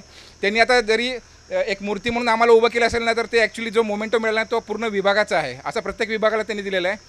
दुसरं म्हणजे या डायसवरती जर समजा बघितलं ना, याच्या अगोदर आहेत ना की 5 पुरुष 1 स्त्री, 10 पुरुष 2 स्त्रिया, 4 स्त्रिया आणि 1 पुरुष कधी बघितले आतापर्यंत तुम्ही कधी? ही मॅडमनी किमिया करून आणलेली आहे. आणि बॅकस्टेजला आम्ही होतो सगळे. दुसरं म्हणजे बेसिक प्लॅनिंगपासून बघा, आपला उद्घाटनाचा कार्यक्रम तुम्ही बघा, मांडव त्या फेसिंगला होता तिकडं, बरोबर आहे. सगळ्यांना ऊन आलं होतं आणि सगळे कोपऱ्यात फोटोग्राफरला असा प्रश्न पडला होता की कुठला अँगल घेऊया असं. आणि इतके विचित्र फोटो निघाले नाही का, कॉर्नरमध्ये सगळेजण असं कुठेतरी वरती याच्यामध्ये युक्रेनमध्ये वगैरे बॉम्ब वगैरे पडतात ना आणि सगळे कोपऱ्यात कसे घुसतात ना असे, तर तसे फोटो आलेले आहेत सगळे. आता इथे एकदम सगळं एकदम युनिफॉर्मिटी झालेली आहे. म्हणजे हे मंडपाचं जे होतं ना नियोजन, जे कोणी केलं असेल त्याच्या हेड मॅडमच आहेत. आणि त्यांनी म्हणजे अधीक्षक अभियंता पाटोळे साहेबांच्या ते मार्गदर्शनाखाली सगळी केलं असेल तरी पण त्यांच्या डिव्हिजनचं इथं बहुमोल हे झालं. आता काही लोक म्हणतात की हे असं सगळं दक्षिणमुखी झालं, तर त्यांचं त्याच्याकडे पण उत्तर आहे. म्हणजे त्यांचं ते कसं म्हणतात की आमचा ज्योतिबा जो कुलदैवत आहे ना तो दक्षिणमुखी आहे, त्यामुळे आम्हाला काही पण चालतं. तर हे खूपच चांगले झालं. पाकले मॅडम आणि जोशी मॅडम हे आता पाकले मॅडम तर इथं आर्ट ऑफ लिव्हिंगचा कोर्स द्यायला येतील. आणि आता मॅडम याच्याही अगोदर आमच्या इकडं एनरोलमेंट खूप वेळा झाली की आर्ट ऑफ लिव्हिंग. तर आर्ट ऑफ लिव्हिंगचं असं झालं की काहीतरी मेडिटेशन करायचं, काहीतरी नुसतं आपलं वेगळं काहीतरी आध्यात्मिक सांगतात ते. पण तुम्ही आता इतक्या वेगळ्या भाषेत त्यांना सांगितले ना, आणि तुमचं साधारण हे बघून म्हणजे तुम्ही ग्रामीण भागातले आहात, तुम्ही 8वीत लग्न झालेलं आहे म्हणता, आणि आता तुमची जी पॉवर बघितली इथं व्याख्यान द्यायची, तर ती पॉवर बघून 100% लेडीज किंवा इकडचे पुरुष पण सगळे तुमच्याकडे एनरोल होतील अशी मला अपेक्षा वाटते. आणि याच्यासाठी आपण सर यांना एकदा बोलूया आपण इथं. याच्यामध्ये खूप वेळ झालेली आहे. एक प्रातिनिधिक म्हणून प्रत्येक वेळेस एक सिनियर एक्झिक्युटिव्हर, ज्या एक्झिक्युटिव्हरला 15 वर्ष झालेली आहे इथं एक्झिक्युटिव्हर या पोस्टवरती, तर कायम काहीतरी मान देतात. तशी बोलण्याची बिलण्याची आम्हाला काय फारशी अशी हे नाही आहे, वेगळी कला वगैरे काय अवगत नाही आहे. तर आमच्या 7-8 एक्झिक्युटिव्हरच्या वतीने मी मॅडमचे धन्यवाद देखील. आणि हा समारोपाचा कार्यक्रम खूप चांगला, म्हणजे चेरी ऑन द टॉप जे म्हणतात ना, तर तसं झालेलं आहे. धन्यवाद. धन्यवाद सचिन पवार साहेब. उत्कृष्ट कार्यक्रमाच्या आयोजनामध्ये सचिन पवारनी पॉवर वाढवलेली आहे. पॉवर म्हणजे पॉवर, आणि ही पॉवर आपल्याला आता ऐकायला मिळाली. मी सन्माननीय इंजिनियर चंद्रशेखर पाटील साहेब, कार्यक्रमाचे अध्यक्ष, अधीक्षक अभियंता सांगली पाटबंधारे मंडळ यांनी अध्यक्षीय मनोगत व्यक्त करावं. 15 एप्रिलपासून आपण जलव्यवस्थापन कृती 15वडा साजरा करतो आहे. आज त्याचा सांगता आज आपण करतो इथं. या सांगता समारंभाला उपस्थित श्रीमती नीता कट्टे मॅडम, उपवन संरक्षण सांगली, त्यानंतर भाग्यश्री जोशी मॅडम आणि शोभा पाखले मॅडम आपल्याला इथं प्रगतिशील महिला शेतकरी म्हणून लाभल्या आणि त्यांची व्याख्यानं झाली. यामध्ये हा जो 15वडा आपण साजरा करतो आहे त्याचा मागचा उद्देश असा आहे की याआधी आपण 2016पासून जलजागृती कार्यक्रम राबवत होतो आणि त्यामध्ये आपण समाजामध्ये जलजागृतीचे कार्यक्रम घेत होतो. आता ही गरज का पडली, तर आता पाणी जे आहे आणि त्याचं जे स्रोत आहेत हे मर्यादित आहेत फार, आणि त्याचा आता लोकसंख्येची आपली वाढ झालेली आहे आणि शेतीची पण वाढ झालेली आहे, आणि त्यामुळं आपल्याला काटकसरीनं त्याचा वापर करावा लागेल. तसंच आपले उद्योगधंदेही वाढलेले आहेत. आता जलसंपदा विभाग जो आहे तो म्हणजे पाण्याशी मूलभूत शासनाचा पाण्याशी निगडीत विभाग आहे. म्हणजे आमच्या विभागानं म्हणजे अगदी ऐतिहासिक काळापासून धरणं बांधली आणि त्या धरणाच्या पाण्याचं आपण आता नियोजन करतो. आता यामध्ये माझ्या मंडळांतर्गत आपण म्हणजे माझे जे कार्यकारी अभियंता आहेत, म्हणजे अगदी वाघासारखे कार्यकारी अभियंता मला लाभलेले आहेत. सचिन पवारांचं आता पवार म्हणजे पॉवर म्हणलेच आहे, तसेच हरगुडे साहेब किंवा मॅडम, नंतर रेड्डीयार आहेत, नंतर रासनकर आणि हे आपलं कोरे साहेब. ह्या म्हणजे ही जी टीम आहे ह्या टीमने जवळजवळ मला वाटते 2016-17पासून जवळजवळ 2 लाखापेक्षा जास्त सिंचन क्षेत्राची निर्मिती केलेली आहे टेंबू, ताकारी आणि म्हैसाळच्या माध्यमातून. तर त्यांचं आपण ह्यामध्ये विशेष अभिनंदन पण करूया. आणि ह्याचं पुढचं पाऊल म्हणून आपण आता एक्सटेंडेड म्हणजे विस्तारित म्हैसाळ आणि विस्तारित टेंबू हा प्रकल्प आपण राबवत आहोत. पाण्याचं महत्त्व हे शेतीसाठी, म्हणजे पाण्याशिवाय आपण जगूच शकत नाही. म्हणजे जसं श्वासाशिवाय आपण एक 2-3 मिनटं पण जगू शकणार नाही, तसं पाण्याशिवाय आपण 2-3 दिवसाच्या पुढं फार काळ जगू शकणार नाही. तसा मी म्हणजे इथला सांगली जिल्ह्यातला आणि दुष्काळी भागातला आहे. म्हणजे मी कवठेमंकाळ तालुक्यातला करोलिटी या गावचा आहे. तर मला लहान असताना सांगितलं जायचं की त्या भागामध्ये पानमळे आणि ऊस शेती व्हायची आणि 1980च्या आधी गुराळं पण व्हायची. माझ्या वडिलांनी म्हणजे माझा जन्म 72चा दुष्काळातला आहे आणि माझ्या वडिलांनी पण त्या काळात 2 गुराळं केली होती. तर त्यानंतर मात्र इतकं ते ऱ्हास होत गेलं, म्हणजे पाण्याचं स्रोत जे आहे आपण उपसा करत गेलो, त्यामुळे ग्राउंड वॉटर कमी झालं, डिप्लीट झालं एकदम. आणि त्यानंतर ऊस शेती तिथं म्हणजे दुरापास्त झाली. म्हणजे गहू आणि हरभरा हे पीक घेणं म्हणजे पण फार जिकिरीचं जायचं. तर अशा ठिकाणी आता आपण म्हैसाळच्या माध्यमातून, आता माझं म्हैसाळमध्ये गाव हेडला आहे, तर ऊसाशिवाय तिथं पिकच नाही, असं म्हणजे जाता येत नाही, एवढं असं दाट ऊसाचं पीक आहे तिथं. तर हे सगळं झालं हे म्हैसाळ योजनेमुळं. आता महिला मेळावा घेण्याचं कारण काय, शासनाचा उद्देश काय, तर शेती जी आहे, शेतीची जी सुरुवात झाली ती महिलांनीच चालू केली असं मी वाचलेलं आहे, म्हणजे इतिहासात तसं आहे. तर महिलांनी शेती चालू केली. महिला पाणी व्यवस्थापनामध्ये महिलांचा सहभाग सांगतो की घरात म्हणजे पाण्याचा वापर काटकसरीनं करायचं झालं. माझं आता घरचं उदाहरण सांगतो की माझ्या घरी एक 5,000 लिटरची टाकी आहे, ती फक्त 1 आठवड्यातनं भरते. आम्ही 5 माणसं आहे, तर ती आठवडाभर सगळी चालवायची. एकदा शनिवारी टाकी भरली की पुन्हा पुढच्या शनिवारीच मोटर चालू करायची, नाहीतर करायची नाही, आधीमध्ये करायची नाही. पाहुणे रावळे आले तर तेवढ्यापुरतं. तर हे एक उदाहरण झालं. तसंच उदाहरण आता जे ताईंनी सांगितलं की शेतीमध्ये पाण्याचा कसा काटकसरीनं वापर, म्हणजे कशी व्यवस्थित शेती होती, काटकसरीनं वापर, विविध पिकं घेतली जातात. आता सांगली जिल्ह्यामध्ये तसं बघायला गेलं तर मिरची, हळद आणि ऊस अशी पिकं. ऊस म्हणजे कसं की पश्चिमेच्या भागामध्ये ऊस घेतो, परंतु आता ह्या आमच्या योजनांमुळं आता लोक द्राक्षे घेतात, पेरूची आंब्याची बागा आहेत, त्यामध्ये ऊस, आता दुष्काळी भागात ऊस येत नव्हता तिथंसुद्धा ऊस घेत आहेत. तर आणि हे जे द्राक्षे वगैरे आहेत, आता खानापूर तालुक्यातलं पळशी जे गाव आहे तिथून द्राक्षे लंडनला एक्सपोर्ट होतात. आणि हा तो माणूस सांगतोय असं नाही, तर आमच्या फील्ड व्हिजिटला म्हणजे हरगोडे साहेबांच्याकडं ते फॉरेनची टीम आली होती व्हिजिट करायला, आणि त्यांनी खात्री करून दिली की ह्या ब्रँडचे आणि हे द्राक्षे आमच्या इथं येतात. तर त्याच्यावरती शिक्कामोर्तब त्यांनी करून दिला. यामध्ये आमच्या विभागाचा म्हणजे मंत्री महोदयांचा उद्देश असा बहुआयामी आहे यामध्ये, की बाबा सगळे विभाग जे संलग्न असतात, जलसंपदा विभाग काम करत असताना वन विभागाच्या मान्यता असतात, किंवा महसूलच्या म्हणजे भूसंपादन आम्ही करत असतो, किंवा पाणी परिचलन करत असताना आम्हाला पोलीस प्रोटेक्शन लागतं. तर हा सगळा 15 दिवसाचा विविध दिवसाला वेगवेगळं महत्त्व देऊन आणि त्या दिवशी ती कारवाई करण्याबाबत त्यांनी ते म्हणजे तो शासन परिपत्रक काढून त्याद्वारे त्यांनी सूचना दिल्या होत्या, आणि त्याप्रमाणे आपण हा 15 दिवस कार्यक्रम आपण घेतला. आता ताईंनी सांगितले तसं म्हणजे क्षारपड होणे म्हणजे काय होतं की अति जर आपण खाणं म्हणजे जेवलो तर जसं अजीर्ण होतं आहे तसं जमिनीला पण अजीर्ण होतं आहे. म्हणजे पाण्याचा अतिरिक्त वापर झाला की ताईंनी सांगितले तसं पश्चिम भागात म्हणजे पलूस असेल किंवा डिग्रज असेल, इथं आपण बघतो की क्षारफुटी झालेली आहे. आणि कधीकधी असे इतके वॉटर पूल्स आहेत की ते जवळजवळ डिसेंबर जानेवारीपर्यंत ते आपण ओपसा म्हणतो तो ओपसा येत नाही आणि शेती त्यामुळं होत नाही. तेच जर पूर्वी बघितलं तर पूर्वी ज्यावेळेला नाले नदी म्हणजे जे नाले होते ते मोकळे होते, ते श्वास घेत होते आणि त्या पाण्याचा निचरा व्हायचा. तर आता आपण हव्यासापोटी काय केलं माणसानं की बाबा सगळे नाले दाबलेले आहेत म्हणजे शेतीचं क्षेत्र वाढायसाठी, परंतु झालं आहे उलटं की बाबा त्या पाण्याचा निचरा न झाल्यामुळं क्षारफुटी वगैरे आपल्याला दिसून येते त्यामध्ये. अजून एक ताईंनी सांगितलं तसं हे अगदी बरोबर आहे की वेळेत खतं औषधं मिळाली तर शेती ही तोट्यात जात नाही, परंतु होतं आहे काय की आर्थिक सक्षमता नसल्यामुळं ते शेतकऱ्यांना शक्य होत नाही. यामध्ये त्यांना ते आज आता औषध घ्यायचं आहे तर त्याचं कुठलं तर बिल अडकलेलं असतं, त्याला वेळेत पैसे मिळत नाहीत, त्यामुळं शेती नुकसानीत जाते असं समाजामध्ये चित्र सध्या तरी दिसतं.